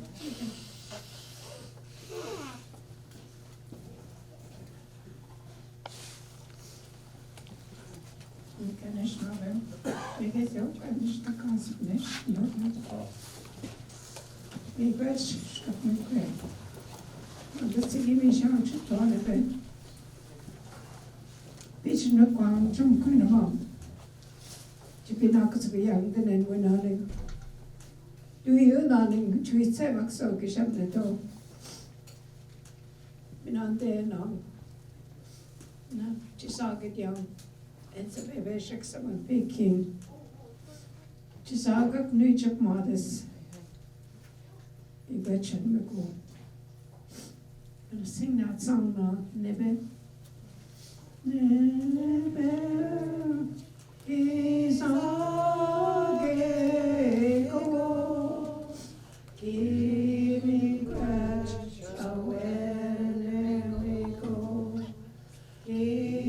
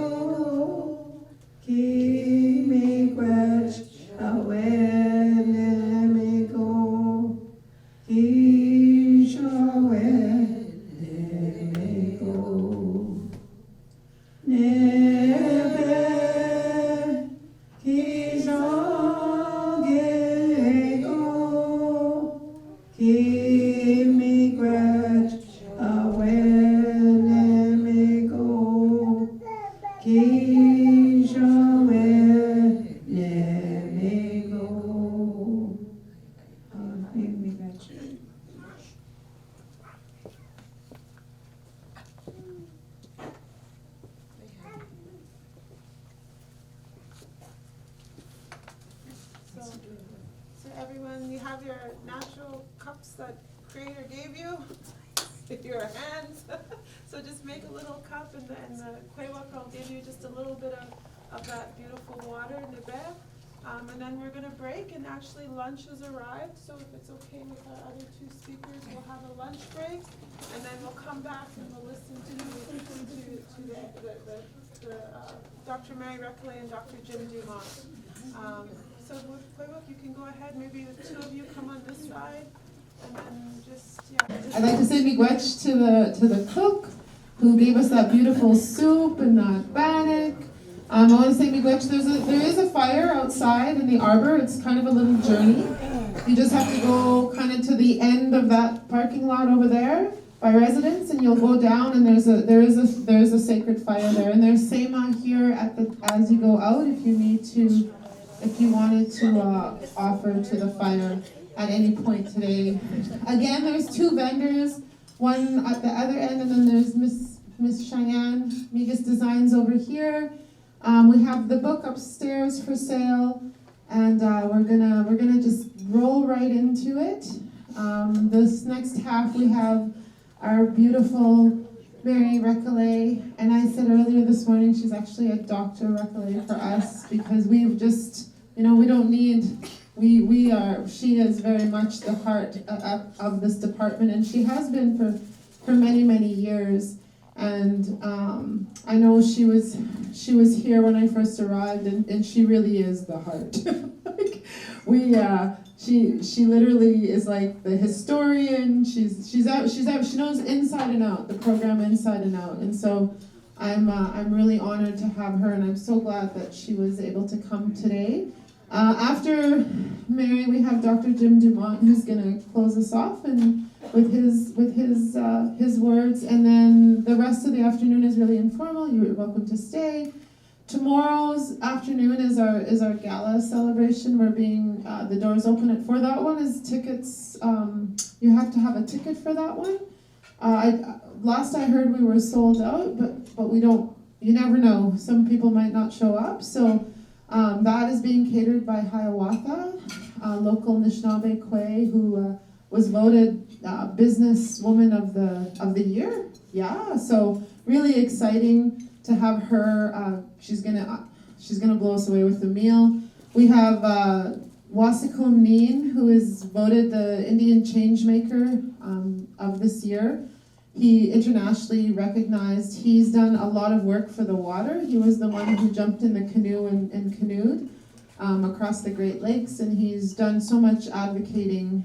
And so another up-and-coming young leader. And the other person we have coming is Serene Fox, who is the host of future history. She's the new face of Sephora. She's Canada, I don't know how she does all this. She's Canada Goose.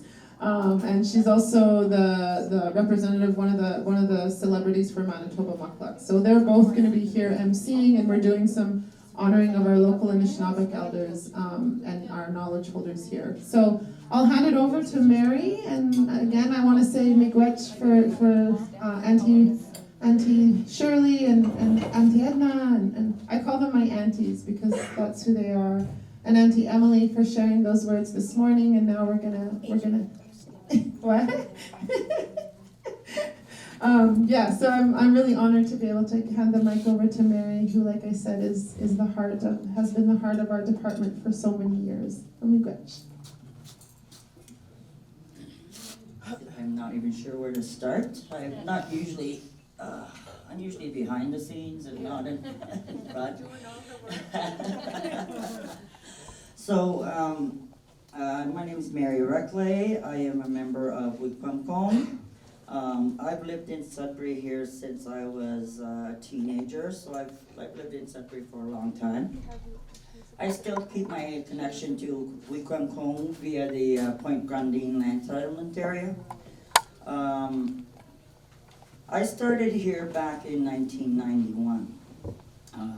Jim was here at the time, but even prior to that, maybe what I want to kind of say is, because everybody is talking about truth and reconciliation right now, prior to even when I came here, I remember going to a little school way in the back over here.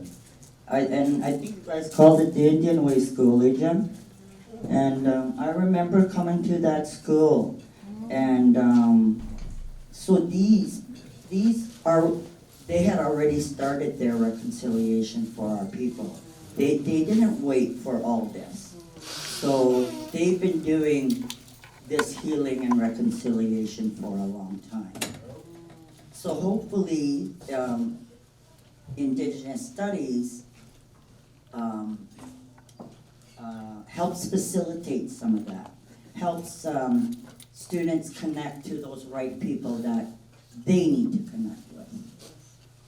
So to me, that's one of the big things. Like, as much as we are a program in a university, it's more than that. It's much more than that for the students that come here, especially the Native students. But it's also a great program for some of the non-Native students that come aboard. And with all this truth and reconciliation, you know, universities are wondering, what are we going to do to help with that?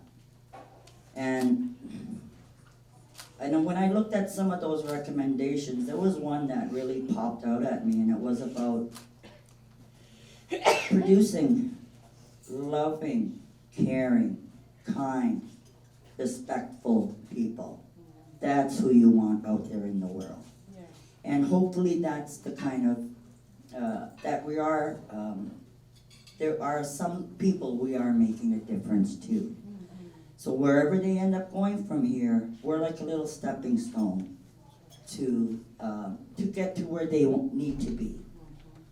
Whether in which ways they're gonna contribute to society.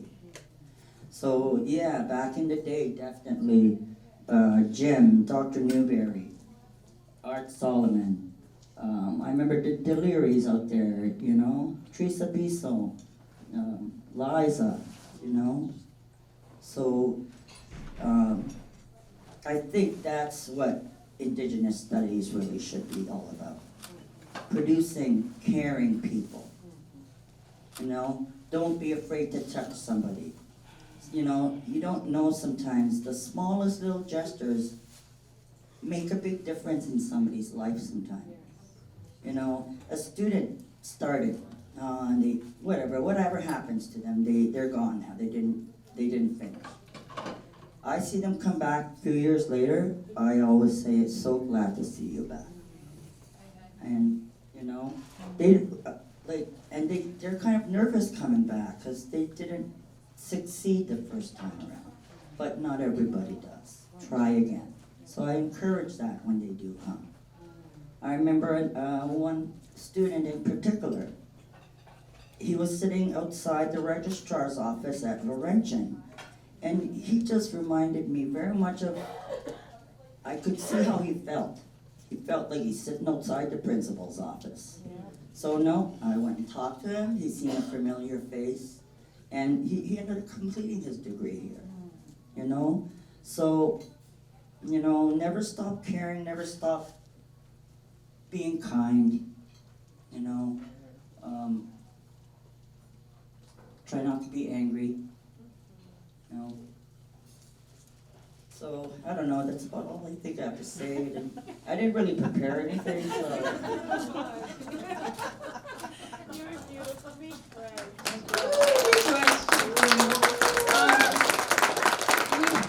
Where did she go? Where's Marianne? Oh, there you are.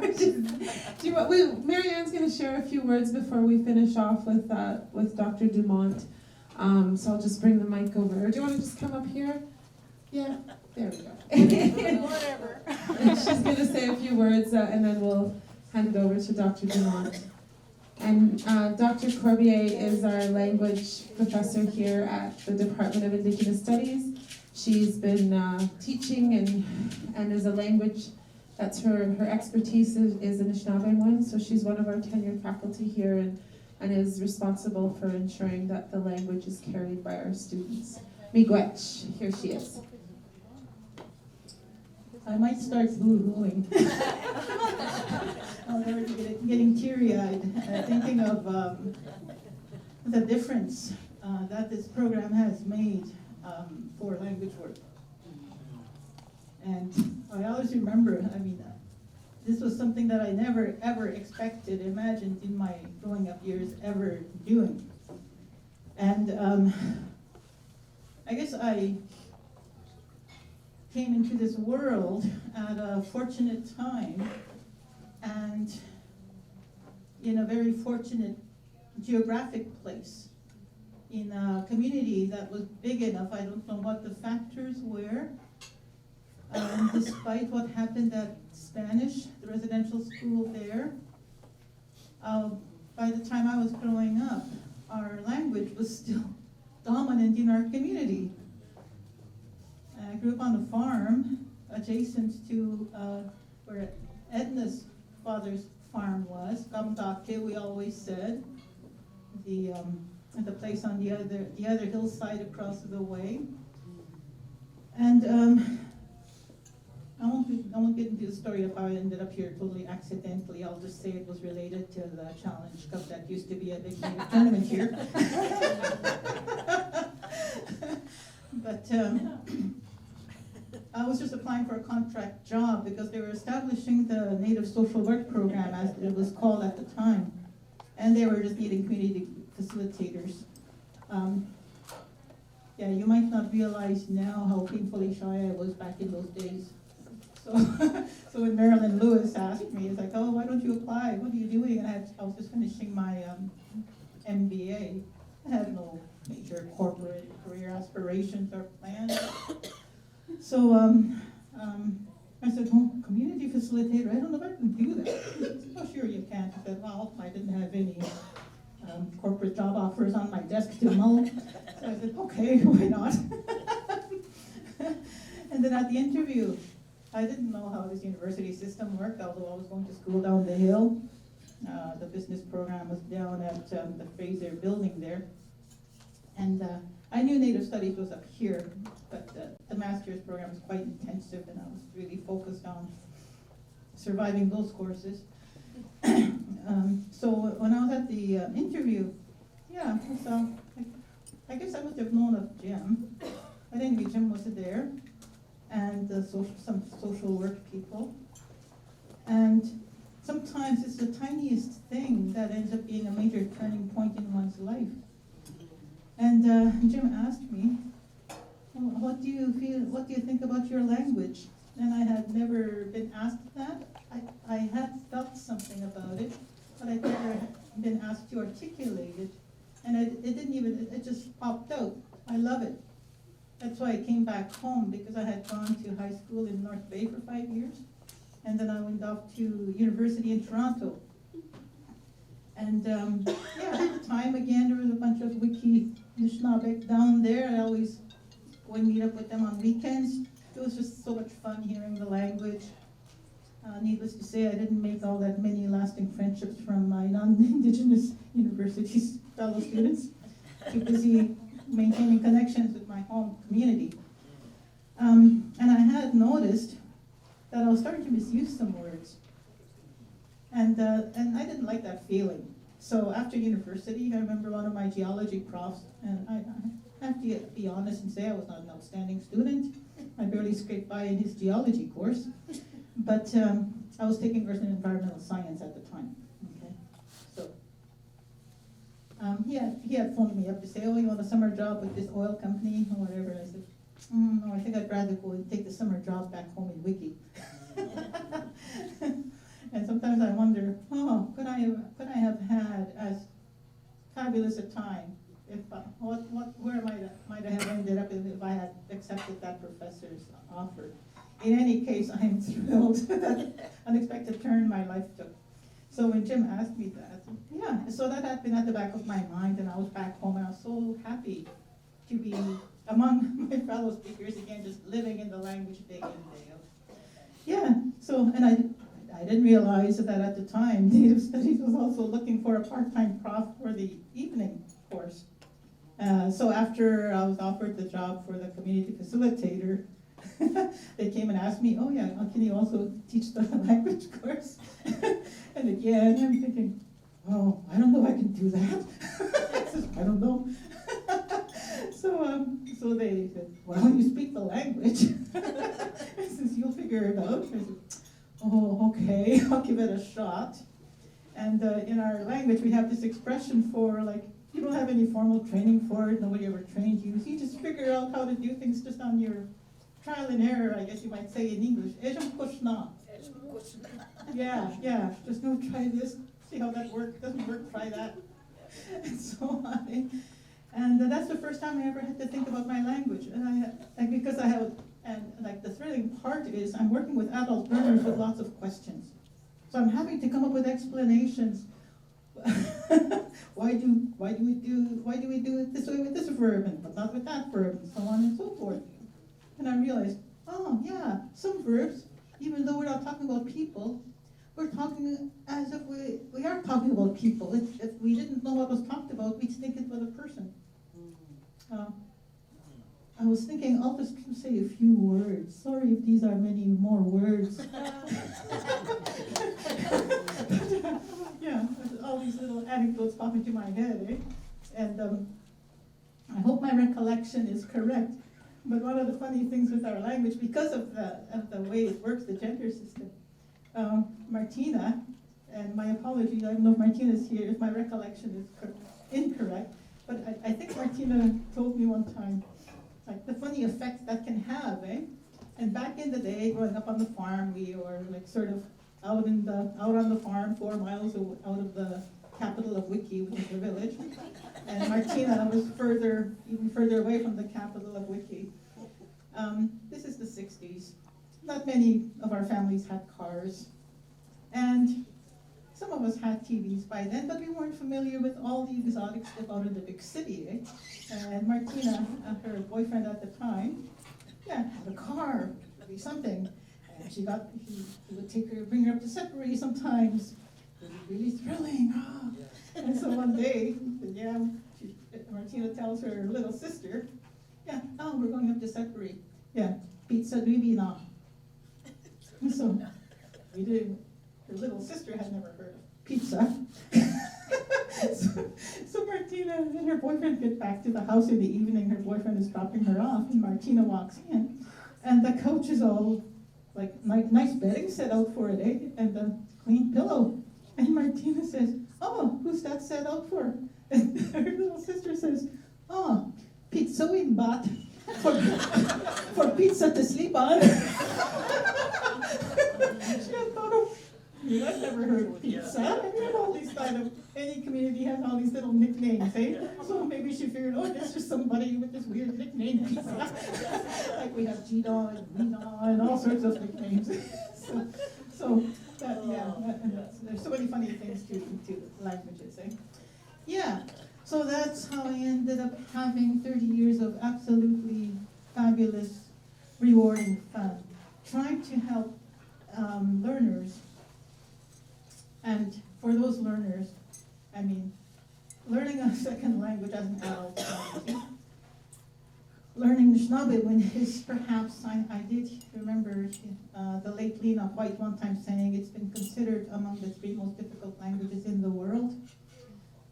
It is radically different from English. So many students struggle in it. Not just the pronunciation, but also how do you put together these sentences to make sense to Anishinaabe. So it's been so rewarding trying to help those learners. And we're also different, eh? Like we all have different learning styles. So what this program and what the foresight of people that established this program when they ensured that language had a place, that not only a place, not just a part-time place, but a full-time position, because the nature of our job allows us that we're not in a classroom 9 to 3 every day. We have to do other, like what they call research.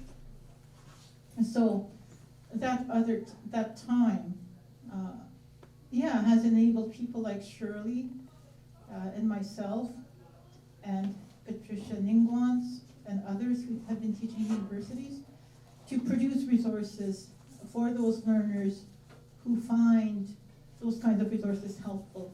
It's not to say that a given resource is going to be the magic solution that's going to make the language easy. Like, we can't deny it. Some people find mimicking the easy part if they have a hard time with the grammar, and vice versa. And a very fortunate few are adept at both. So we now have Anishinaabe, a diehard group that's been out to Minnesota, picked up did immersion there, and brought that model back home here. And they've been hosting those, their immersion program. Last summer was the 4th summer. So that, sometimes like I imagine the language like a big long scarf, super long, it goes back countless generations, with, you know, the tassels at the end, where it's starting to fray.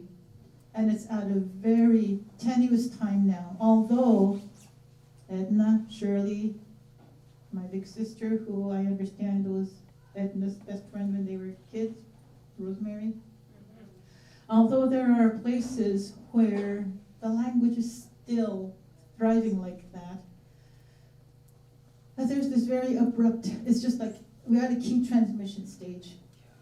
And given the challenge, how challenging the language is, it seems to me that of course the speaking part is critical, the immersion is critical. We need so many things to be done to preserve the language. And in 1997, I came across another opportunity. I said, okay, it's time to get a comprehensive dictionary done to help those learners out there, because they're only with us for 3 years, and unfortunately, for a variety of issues, enrollment issues, it's a hard language. And I understand that for students, good grades are important, even more so these days, because in some respects, a BA now is like the grade 12 in the old days. People now, there's such pressure, you need to go on to get a master's, and grades are important. So I do understand when people find our course challenging, and that they opt to, after the introductory courses, go on, just focus on other things. But some of those people come back and they want to continue learning as much of the language as their life obligations will allow. And there's a diminishing number of us. So I suppose, and there are recordings out there. I'm sure there's YouTube stuff and so on and so forth. But yeah, getting it down on paper so that at least they can see copious examples. And like, we don't have a huge written tradition of like churning out novels, churning out magazine articles, and so on and so forth. Yeah, so as my own retirement is not too far away, on the horizon on that is not too far away these days, that's just really tightened my focus, that we got to get as much of that kind of stuff out there, so that when we're not around here on campus, and when we are here to teach, it's just 3 hours a week for a given course, or it's just helping out at the immersion for 2 weeks every summer. That at least they will have something, some evidence of the language in use and how we used it, the many ways we used it. And I don't know if you heard me laughing maniacally back there when I was chatting with Emily. Classic Anishinaabe humor. I won't get into what that is. I always spoil people's lunches. Anyhow, yeah, so I'll stop there. Yeah, I just wanted to point out to that, because there's not many universities that have a dedicated full-time position to Anishinaabe or a native language. Algoma, Trent, and UFS are about the only one. Now, be good. Congrats to my colleague. And with that too, I just want to remind people that we're still accepting donations. One of the things that we wanted to support is a school that's known as Akinamo. Akinamo is local here, and it was started by grassroots families connected to Jim and Edna's granddaughter as well, her children, their great-grandchildren, and other babies in the community. They were going to that school. It's a land-based immersion school, so everything is done in Anishinaabe. And the babies, I had insight because they're my nephews too. Auntie, I was like, what did you do today, my boys? Auntie, we're going to the maple sugar, and I know how to speak Anishinaabe. And then they'd rattle it off. I'm not even joking. Like they were beginning to think in Anishinaabe. And when Dr. Corbet speaks about that school is not funded, right? That school is not funded. They're a grassroots family. They're looking families. There's more than one. I don't even know how many children there were. About 15, 10, 7 to 10 children that were attending that. And again, it's kind of like how is it possible in this time of truth and reconciliation, when Indigenous peoples are worth thousands and thousands and thousands of dollars, and you have all these institutions getting thousands and thousands and thousands of dollars, that our own grassroots children, our own children who took it upon themselves, these families took it upon themselves to do this initiative with no support, why is it that we can't funnel some of those dollars to them? Right? Because those babies were thinking and speaking in Anishinaabe. If we catch them then, right? 2, 3, 4, 5, 6, 7, 8, 9, 10 years old. And so I heard that they didn't receive, they don't have any capital funding, so they can't continue. You do have to have money. We're really generous with our time and energy, but we live in this capitalist society, so we do need money. And so I really encourage, if even beyond this event, if you want to donate to Akinamo, if you know of anyone who can donate to Akinamo, and we're conscious too of where our dollars come from, right? So we are ethical in that way. But if you want to support them, email me, come and see me, come and talk to me, and I will ensure that you have the contact information of the two families who took the lead in organizing that. And I really encourage you, and put pressure, right? Question, critically think. And I'm going to hand it over to the one who taught me to critically think, just through his words and through listening to him and through reading his works, Dr. Dumont, and he's going to finish us off. That sounds so bad. But he's going to close our afternoon with his words, and then we've got one more thing right after him, and then we're kind of free to mingle. So I'll hand it over to Dr. Dumont. Here he is.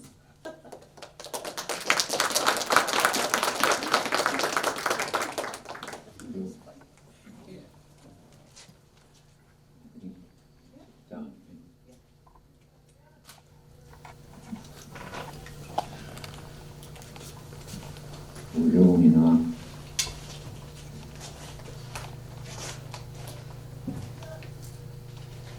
I'm really not sure what to talk about.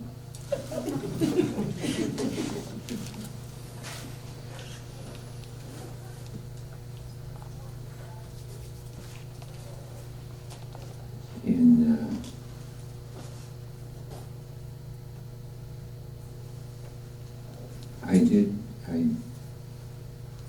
I did a lot of fasting in my time. I never started to eat.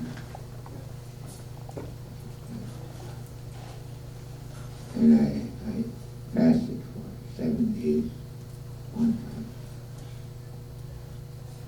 And in terms of number of days, that's as far as I went. I went fasting for 4 days. And the last fast that I did, I did a fast for 4 days and 4 nights. In that fast, what I was told is you have to do this one more time, but you have to do it in the forward direction. So that's what I wasn't sure what that meant, but I picked a place at the center of the community where we did all the ceremonies. That place, I made that the center, and then I started to fast in each of the directions.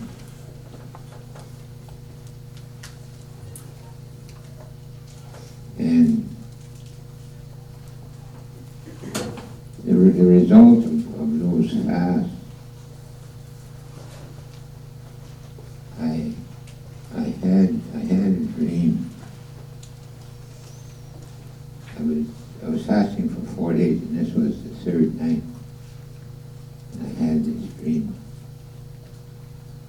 And it was so disturbing to me, this dream, that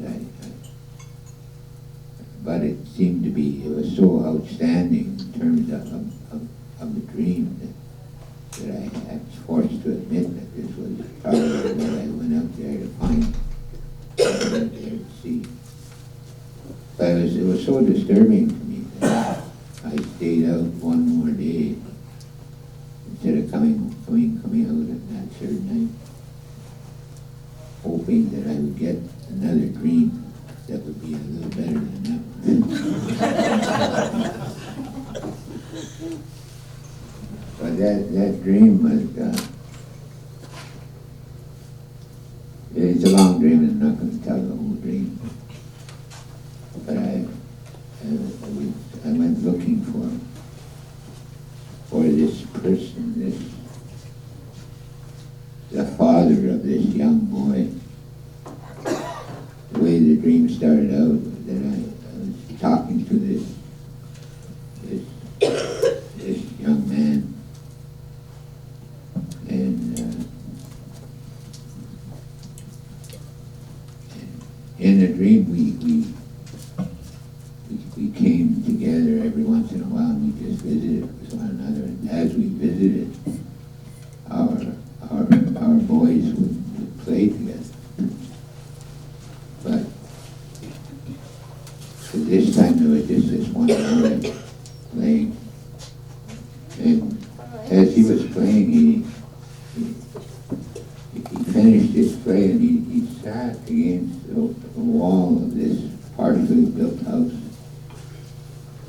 The frame was up, and a few of the walls were up, and he just stared out from there, stared out in space.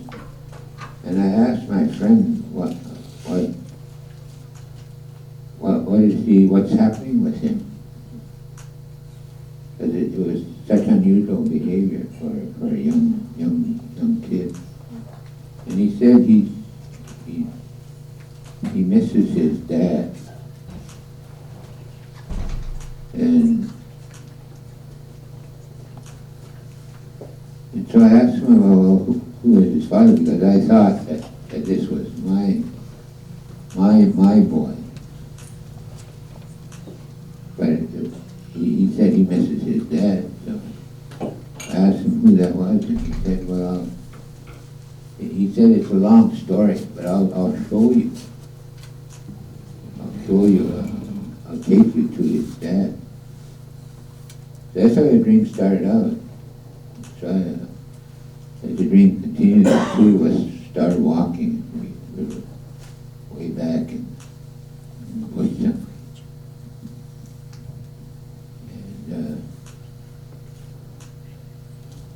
And as we walked through, it's like walking across the country. We started in the woodland, somewhere in the lakes, woodland.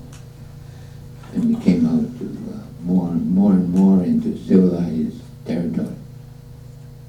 And it was a footpath at first, from out of the bush, and then there was a wagon road, and then there was a gravel road, and then eventually a paved road. So as the dream progressed, it was a long, long dream. And somewhere in the side of the road there was a fence. Started out as just roots that were pulled, the trees that were pulled out and piled them up and formed a fence, and then it was a stone fence, and then it was a rail fence. After a while it was a wall, and then it was like a huge wall with barbed wire on the top. I realized it was a prison. And eventually he stopped, this man who was showing me, a friend of mine who was showing me, and he said, I said, whatever happened to this man that we're looking for, the father of this little boy?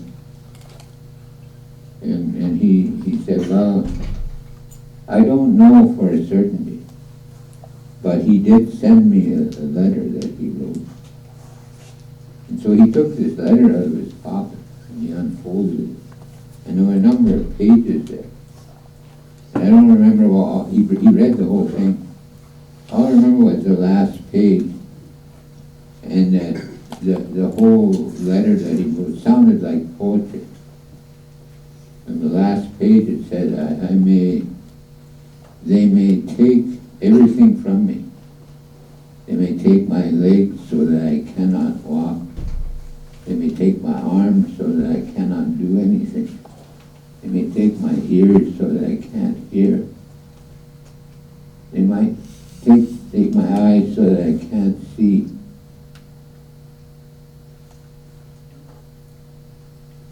And when it went on like that, and right at the very end it said, but there's one thing that they cannot take from me, and that is my voice.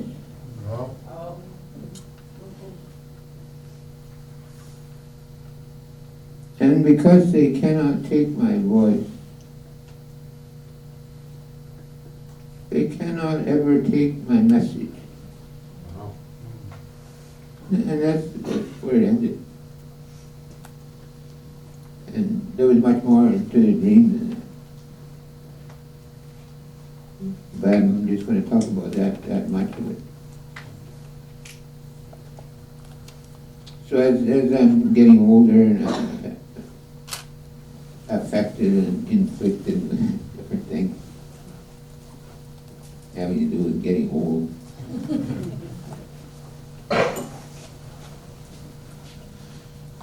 I can see that partly it's just aging, and you lose the ability to do things that you used to do, take for granted. It's not as easy to get around, and it's not as easy to do things. And so I can see some of that. And so, but that last line stood out for me in this last while. They cannot take my voice, so they cannot ever take my message.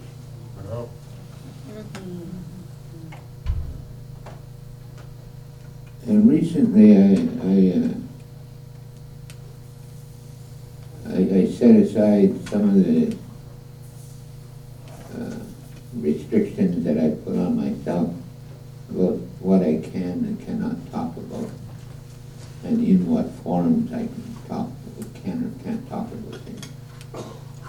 And I just took this chance, and maybe some of you have seen it, at Parliament of World Religions, and I spoke there.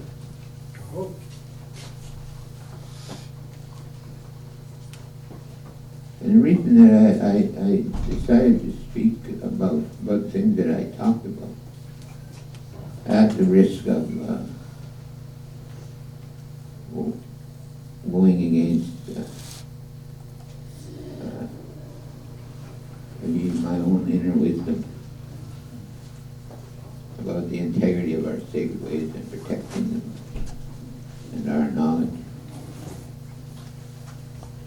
Because I started to, I always ask myself about that, but what does that mean? They cannot take my voice, so they cannot take my message. So I knew I would always, one of the last things I would have left is my voice. But for the first time, I don't remember what triggered it, is that I realized I never asked myself the question, what is the message? It was just the fact that my voice was the vehicle for the transmitting of that message. And I asked myself that in one of my quiet moments. I could talk to myself and actually listen to myself talk. So what is the message? It has to do with why you are here and what you are to do in life. So what is this message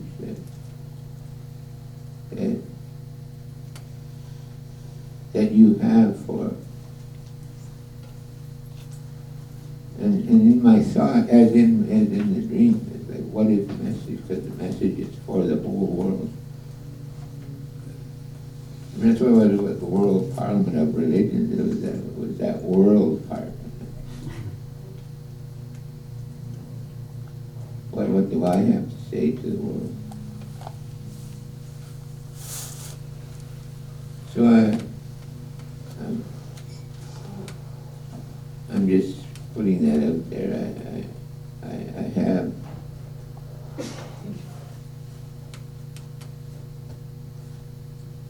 all my life I've searched for the things that were supposed to be ours and we left along the trail somewhere. Our beliefs, our teachings, our culture, our songs, our traditions, our ceremonies. And I remember talking to Dr. Tom Alcos one time. We were talking about going through this period of life that men go through. And he talked about doing things and realizing that you don't have much time left to do them. And men start giving up whole careers, go out looking around the world, what they may have missed. And I remember telling him, I don't feel those things. I feel like I have done so much already. I started a school, I started a community, I learned all of these things, and I've done so much. And if I left this world today or tomorrow, I would feel that I have done a lot. But here I was thinking, I've done these things, but there's still something that I have to do. And it has to do with this message. So I have to find out how to articulate that message. And I have to find a way to deliver that message to the world.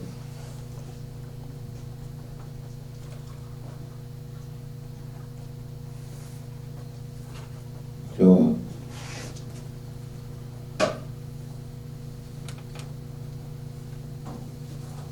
I'll just leave that there for a minute and try and come back to it.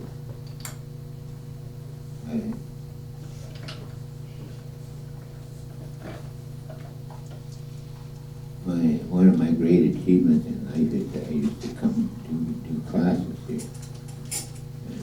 Evening classes, 3 hours long. So I'd start teaching. Eventually I realized I had to give the students a break. I used to start for 3 hours. Start talking first at 10 after, because I was 10 minutes late. And go right through for those 3 hours. And I'd never bring any notes with me. Ever. In my 25 years of teaching, I never had notes.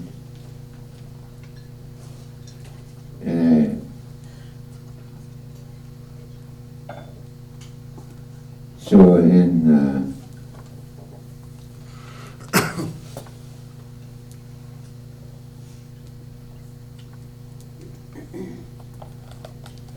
trying to put together what this message is,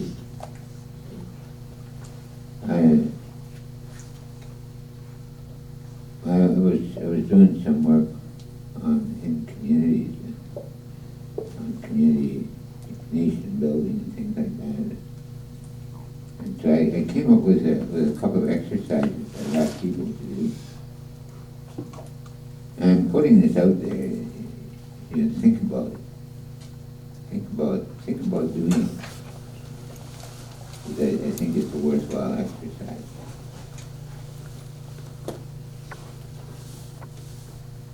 And the first one was, I would talk for a while about Tecumseh.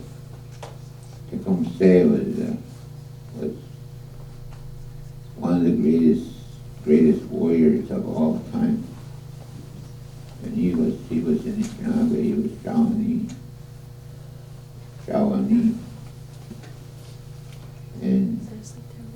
And he put together this huge confederacy of people to fight for something that he believed in.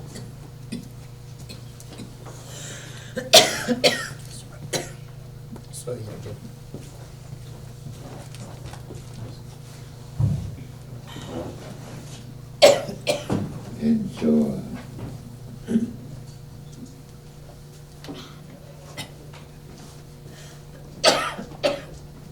our people, when I traced my ancestry back, on my mother's side, it goes back to a time, Iwatayas in the whirlwind is what he was called. And he was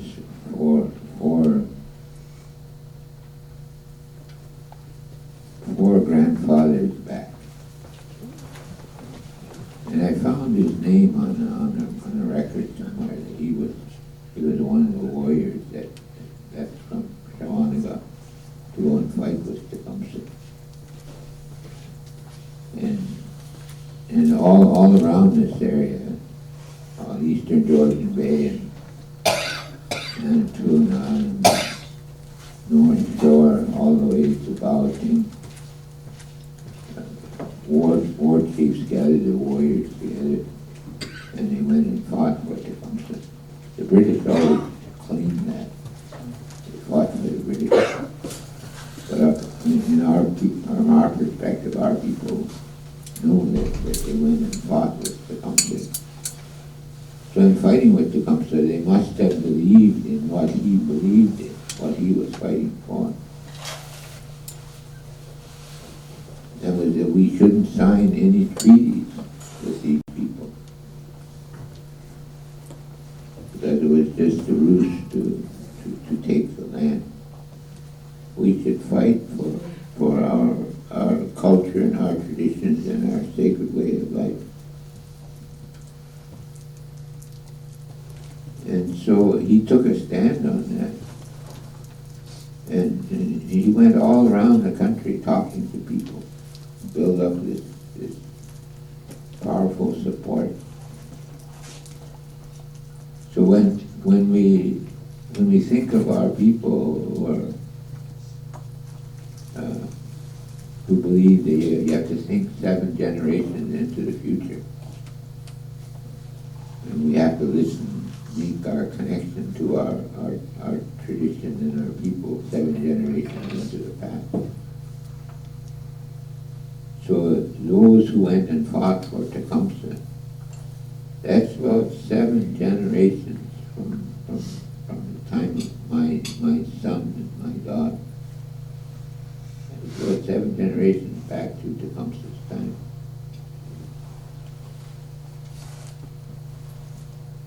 So my great grandfather must have believed in what Tecumseh believed in. And so as we face the things that we're facing today, we are able to find out what our people stood up for. And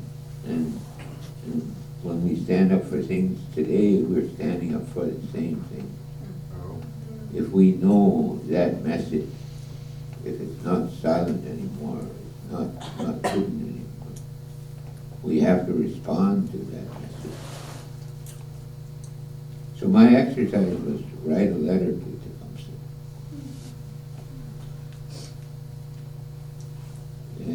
And write it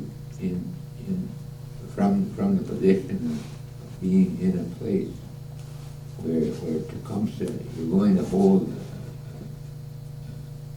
a feast for our ancestors, a feast for the spirit, and prepare a dish of food, and you do that for Tecumseh. And when you hold that ceremony, and read your letter to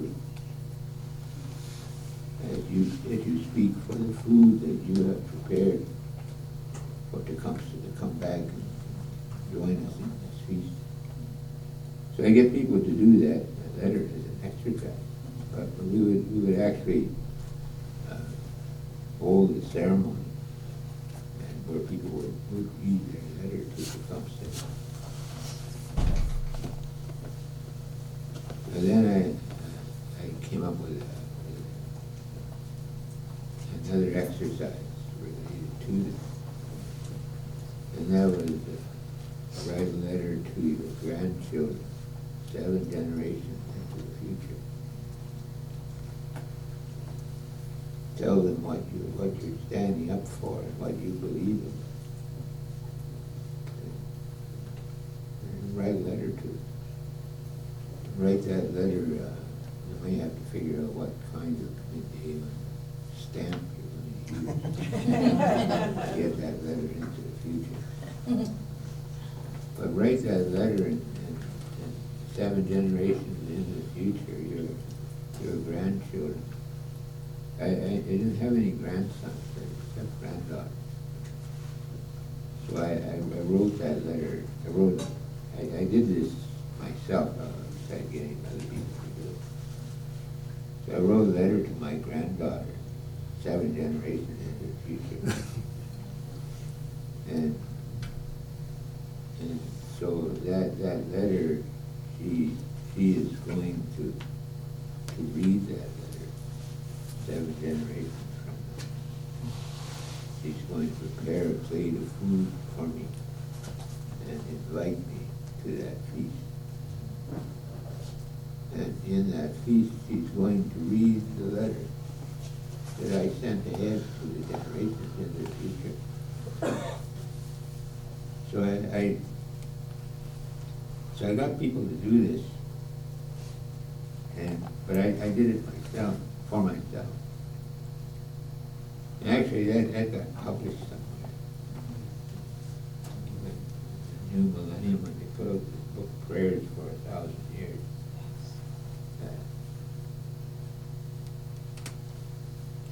Whenever I think about this, I'm talking to her, I think I should have brought that book. Whenever I talk about it, I never have it.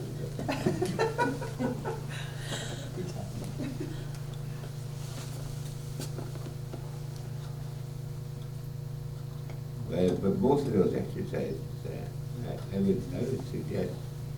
Do it. Not just as an exercise, but as something that's real.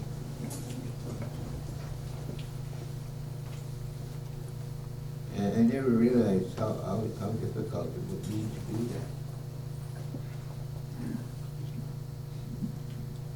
But anyway, I remember saying that how back in our time, I started out the letter saying, you may not believe this. This is to my great-great-great-granddaughter 7 generations from now. It may be hard for you to believe that this could happen. But the generations before me and my generation included, we almost lost everything. You may find it hard to believe that we could ever give up this beautiful way of life that we have been given. But we did. But something happened in my generation, and it caused me to go looking for those things that were left back there along the trail somewhere. And we found it. We found the little boy.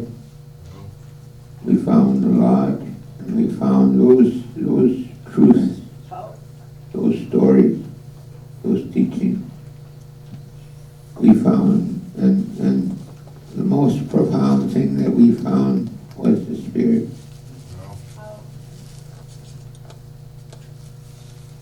You know that we have lost and given up through the generations. We never lost the Spirit.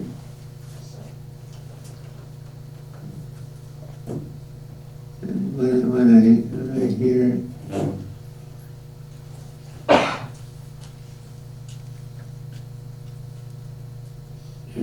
talking about the language, when I hear everybody stop,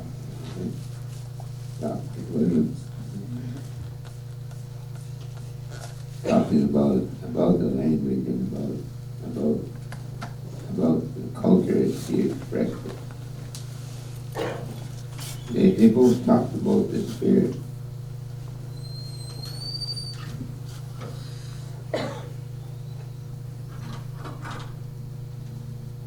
And it's the love of the Spirit, and it's the knowing, living in the knowledge that the Spirit loves us. And that's what our creation story tells us. That's what our beliefs and our ceremonies and our teachings tell us. That the Creator, the Spirit of life itself, who eventually became the creator of all of life, is a spirit that cares about life, about my life, about our life.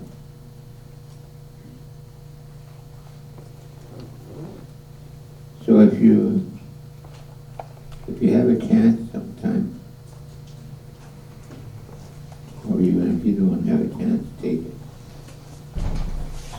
Take the time to do it. Write that letter. But that thing kept coming back to me. We found the Spirit. We found the Spirit.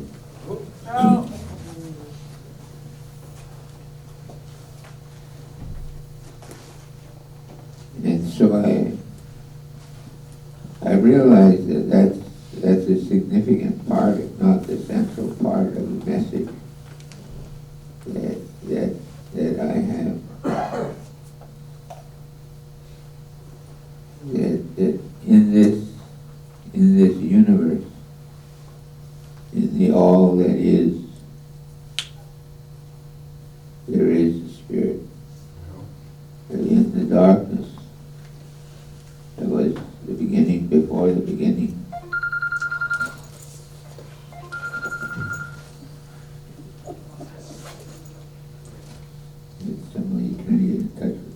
So the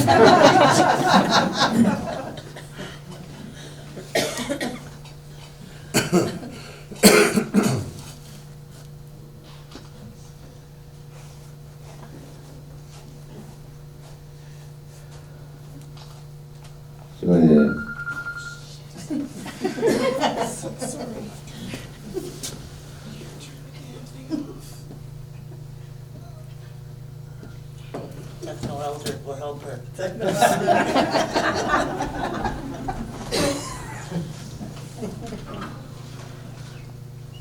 what we can learn from that, is you can't fool the spirit. Some things we can't fool.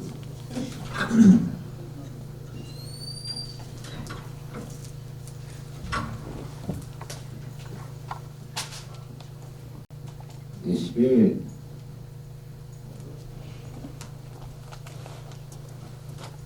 you know, in the beginning, before the beginning, the spirit was realized. And I learned this from a little boy, and he was Nigerian.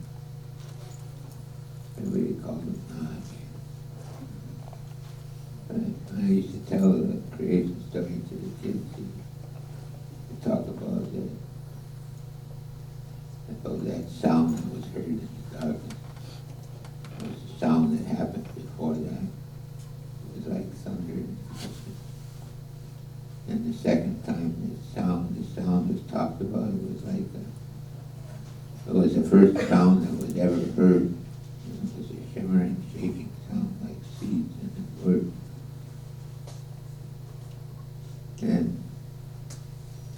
that sound, what that little boy said, when I asked him what he was thinking about, he said, well, who was it that heard the sound? And that was his question. And I realized I never thought about that before. I've been teaching at university. Claiming to have all this wisdom and knowledge. Here was this 8.5-year-old kid telling me what the creation story was really all about. Said, in the darkness, before anything was created, when there was only darkness and silence and stillness, forever, the Spirit is. There never was a time when the Spirit was not. The Spirit always is. And that's fundamental to our creation story. As primitive as we may have been thought to be or said to be, we have this profound belief in the Spirit. And that Spirit is manifest in the universe as the stars. As many as the stars in the universe are the thoughts of the Creator, the thoughts of the Spirit.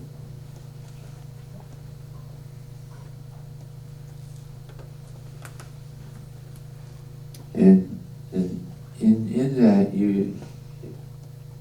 it's hard to imagine because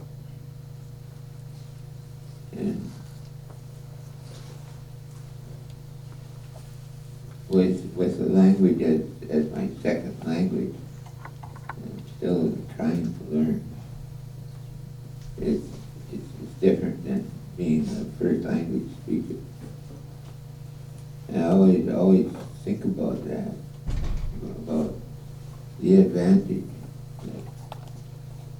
that someone who has a language as a first speaker of language has something that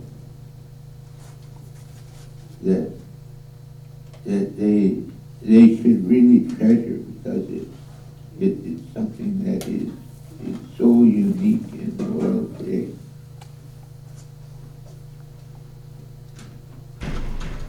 It's a way of thinking that we can't overly romanticize it because those who speak against the culture and who speak against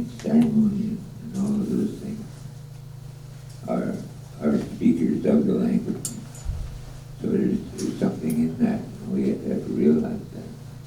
That the language isn't the be-all and end-all, but it's unique and it's precious to us.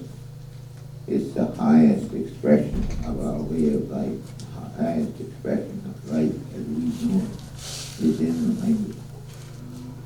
The language always has to be connected to the culture. Always. Otherwise we can retain an outward semblance of the language, but we can lose what the language really is. And so the spirit that is in the beginning, the spirit had no form, no shape, and the spirit was not conscious of himself, herself as being, until the spirit sent out that first thought into the darkness. And one of the things about that part of the story, which is right at the beginning of the creation story, is that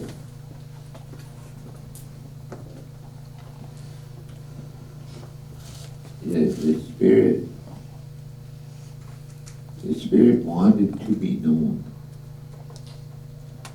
wanted to know what being was. It desired, he or she desired to know, and so sent out those first thoughts. Eventually that spirit became known to us as the Creator.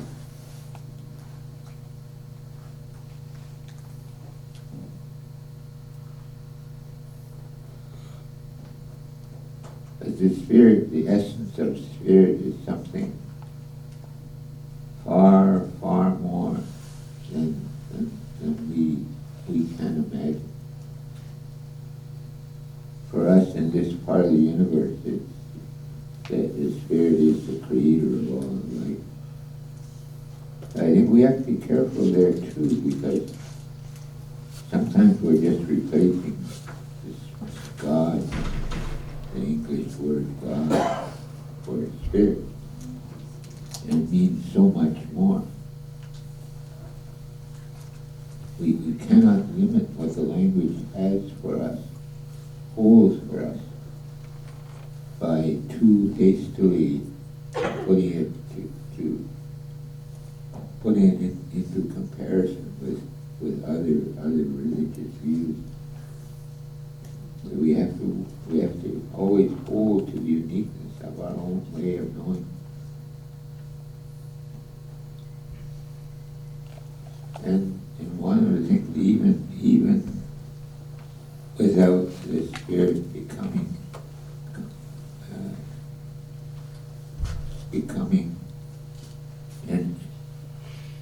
an essence of being, before it began to take shape and to form. There's something about that spirit that is essential to spirit itself. The spirit that came to become aware of himself, herself in the darkness. And in the beginning of the creation event is a loving spirit. And so we come to know in our story that the spirit cares.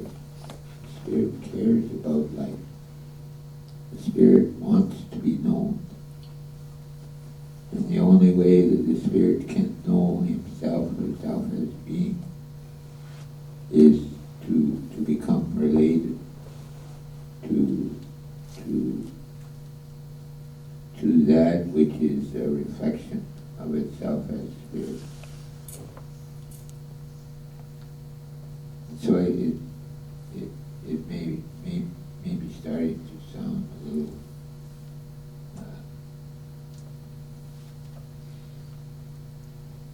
way out there.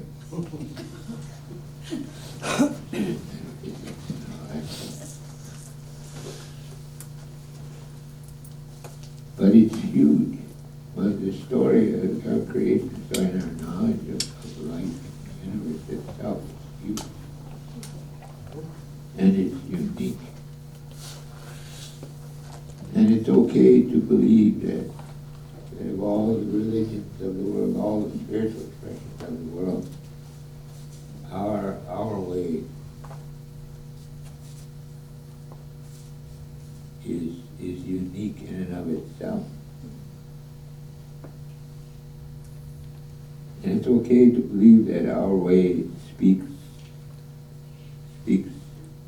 about spirit in a way that no other way of life speaks about the spirit.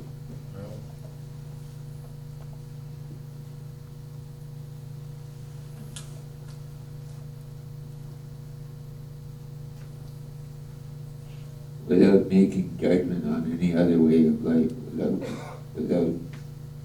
without being disrespectful for other ways of thinking and other ways of knowing, we can still believe that our way is the best way.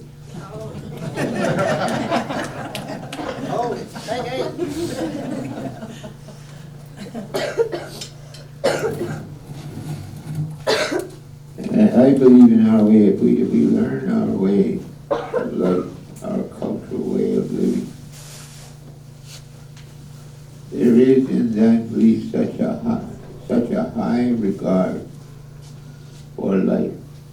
There's such a high regard for culture and for knowledge and ways of being.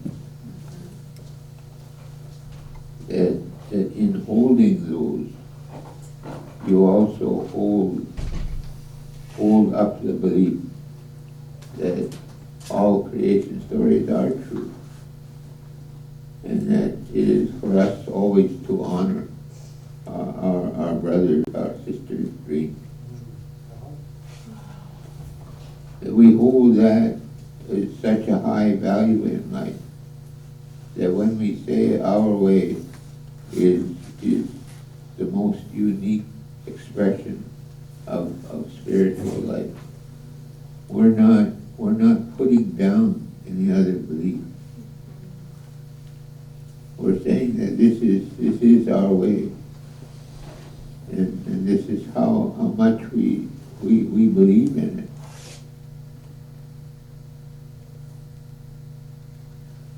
And so it encourages the expression of our way of life as something profoundly beautiful and profoundly wonderful and awesome.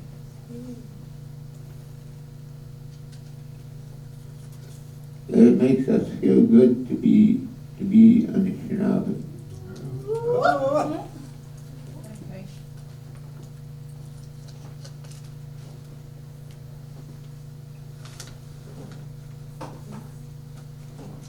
And so our belief in the spirit is first and foremost in our putting together our way of life.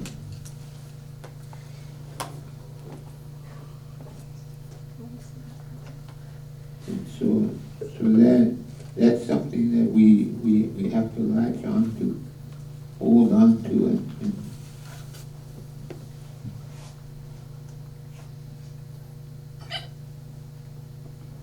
and find out as much as we can about.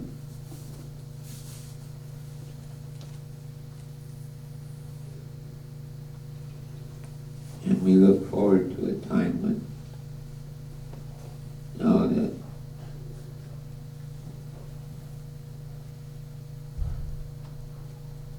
we started that community in St. Charles, we believed in something. And then our children grew up in the midst of that believing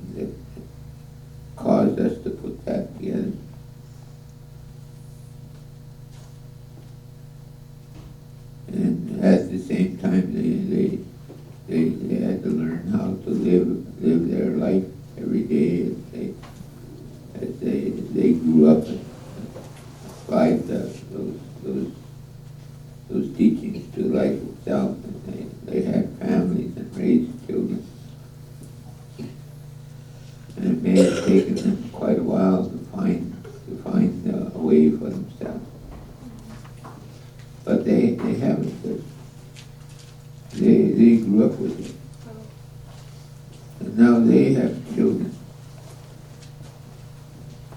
And those grandchildren have that belief. And have that as a personal strength. And now I have great-grandchildren. And I think those great-grandchildren are the ones that are going to do it.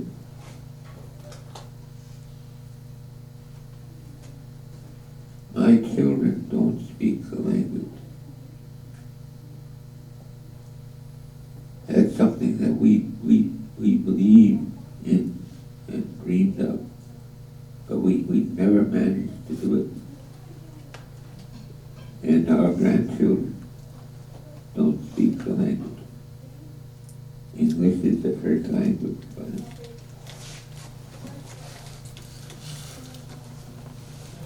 So we have another chance with our great-grandchildren.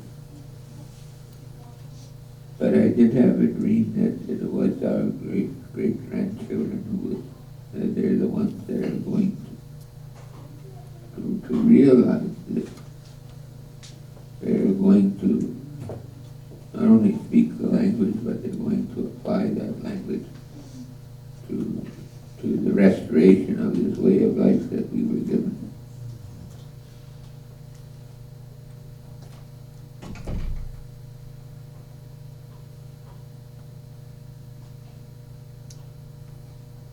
So I have to force myself at this point in time. I have to force myself to try and figure out how to bring this to a conclusion.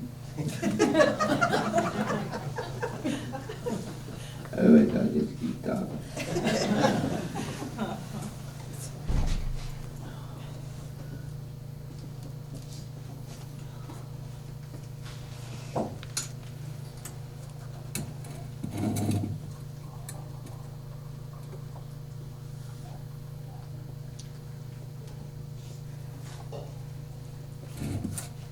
The message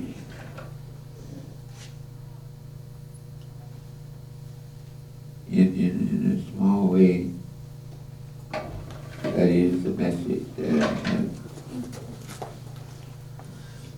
There's a lot more to it.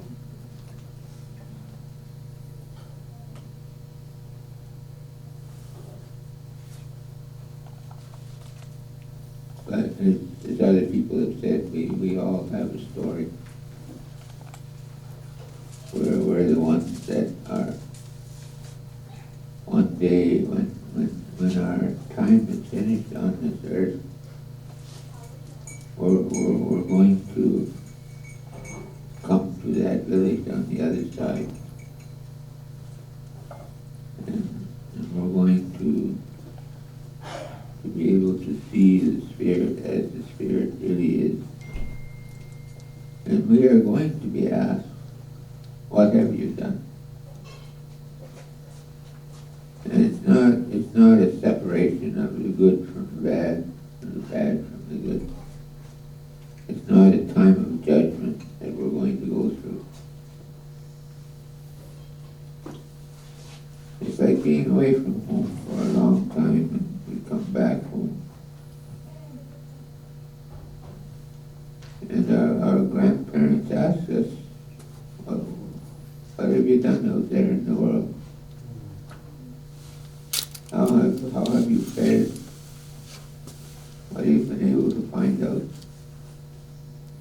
Just in a simple way like that, we're going to be asked, what have you done? And we're going to begin to put together that story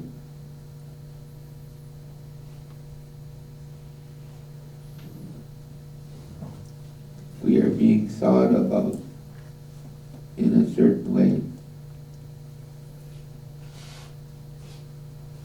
And when we come to the end of our trails here on this earth, and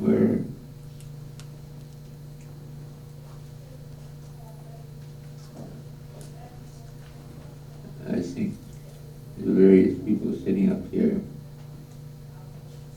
sounds like we're all getting old and thinking about the end of days. But it's a natural part of being. You get to a certain age, it starts happening to you. I can say that now that I'm experiencing it.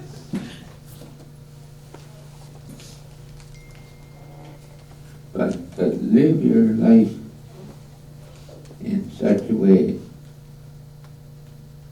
that your life will be a good story.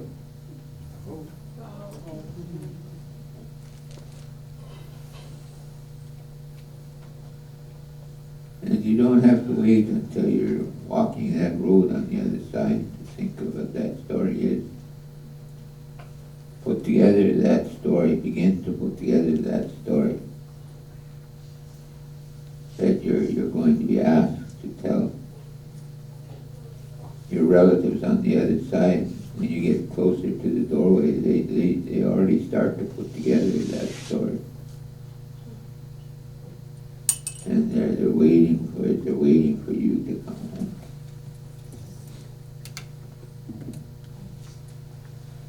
So if we could live our lives, not wait until we get old, but live our lives in such a way that we see our story as a good story. Our life is a good story.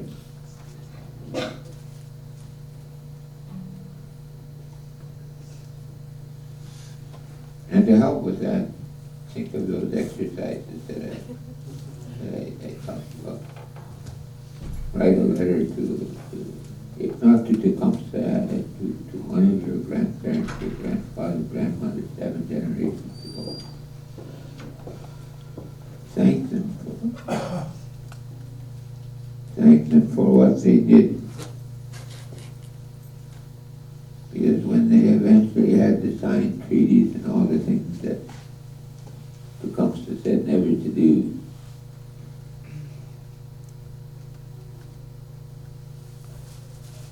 I know where I come from, it's Robinson Huron Treaty, and there's a written form of that treaty, but there's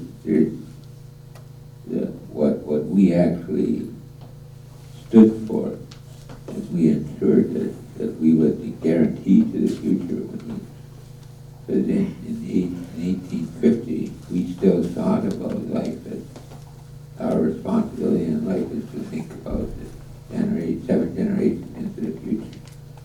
So our great grandparents thought about that when they were putting together that treaty, the way in which we were going to treat one another.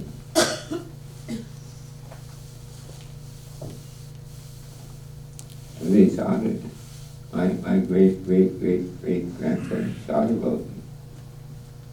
And so they must have made sure that there would be land for it. They must have made sure that our ways would be preserved and still be believed in. I remember this when I was writing a letter to my granddaughter in the future. One of the first things I thought about after I thought about the Spirit was water. I promised my granddaughter in the future that she would have good, clean water to drink. And after I wrote that, I was just overwhelmed by this thought of how can I promise her that?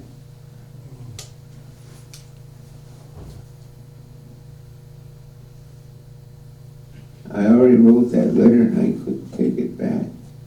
But how am I going to ensure that she has water to drink that is clean.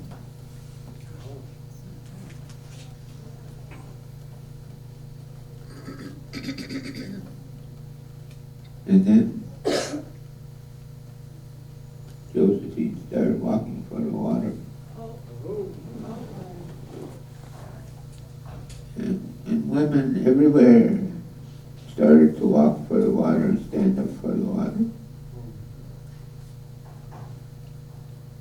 And so I realized that it can be that we can protect the water. It can be that we will have, that our grandchildren will have good water to drink. In all the things that we believe in and that we stand up for today, we send that ahead to the generations yet to come.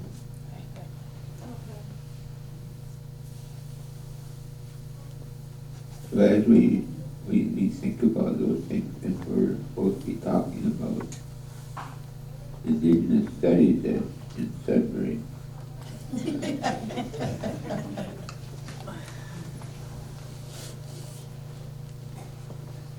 The level that we're thinking about things in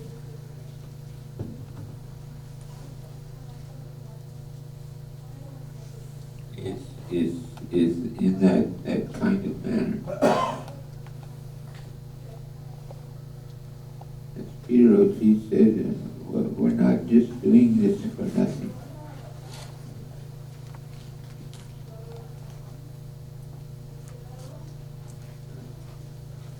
I remember saying that one time when I was fasting camp. I'm not just flopping my mouth.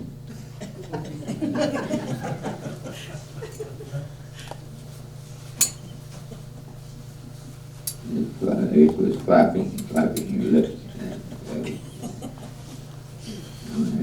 He never had F's in his vocabulary. So he said flopping my mouth. I'm not just up here flopping my mouth. And his way of saying it, I'm talking about things I actually believe in. And they're of absolute importance for life itself.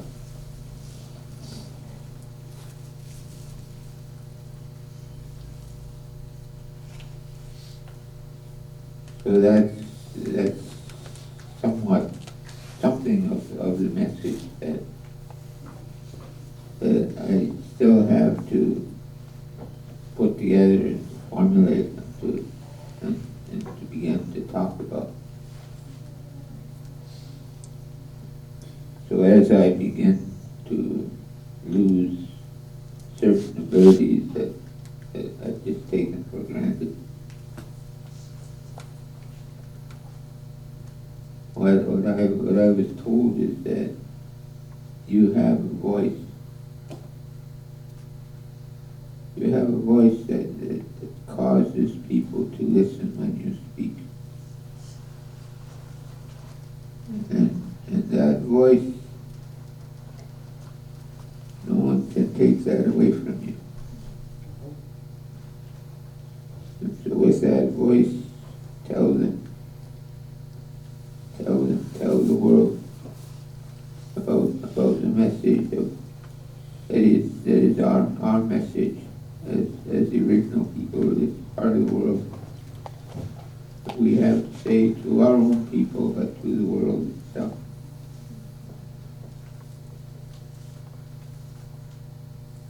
So miigwech for listening to me.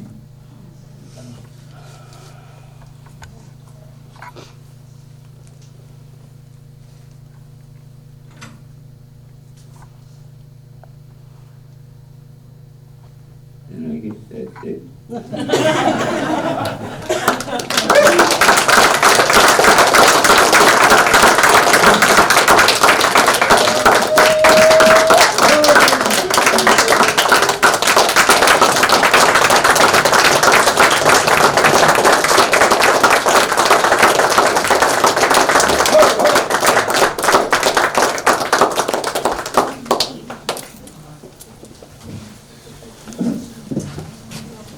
why he went last, just saying.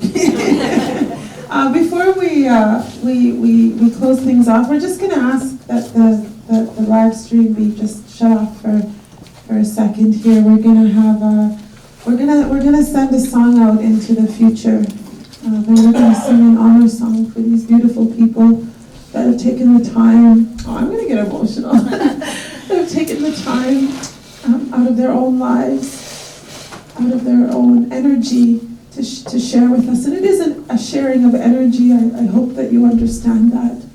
And we're very, very, very fortunate. We're very privileged to have heard these voices this afternoon. And so I'm going to bring our voice of the future is also here. Our voices of the future. We're gonna back up this beautiful young man. I'll get him to introduce himself in our way. And this is for our elders and for our future generations. Bonjour. When you join the INDIGENOUS, most of the you know them. We are my technician in Donjaba.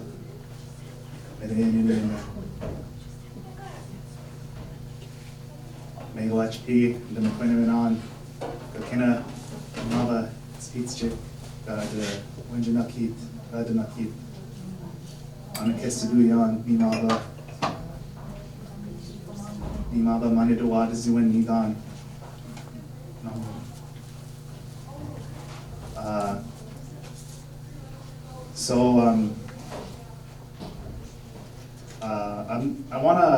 I've been offered tobacco to sing a song, and it's known as the Dan Pine Prophecy song, and then there's a second part to that song, but I don't know. But that second part talks about not stopping until the rest, or not resting and not stopping until the work is done. So we forget that all the time, but that's the message of that second part to that song. But we gotta have faith and belief in what we do. So don't stop whatever you're doing. And I say, Miigwech. Bonjour. Binawewe Berenshi Kwe Indigenous Cause, Mama Doga, Mede Wana Kwe and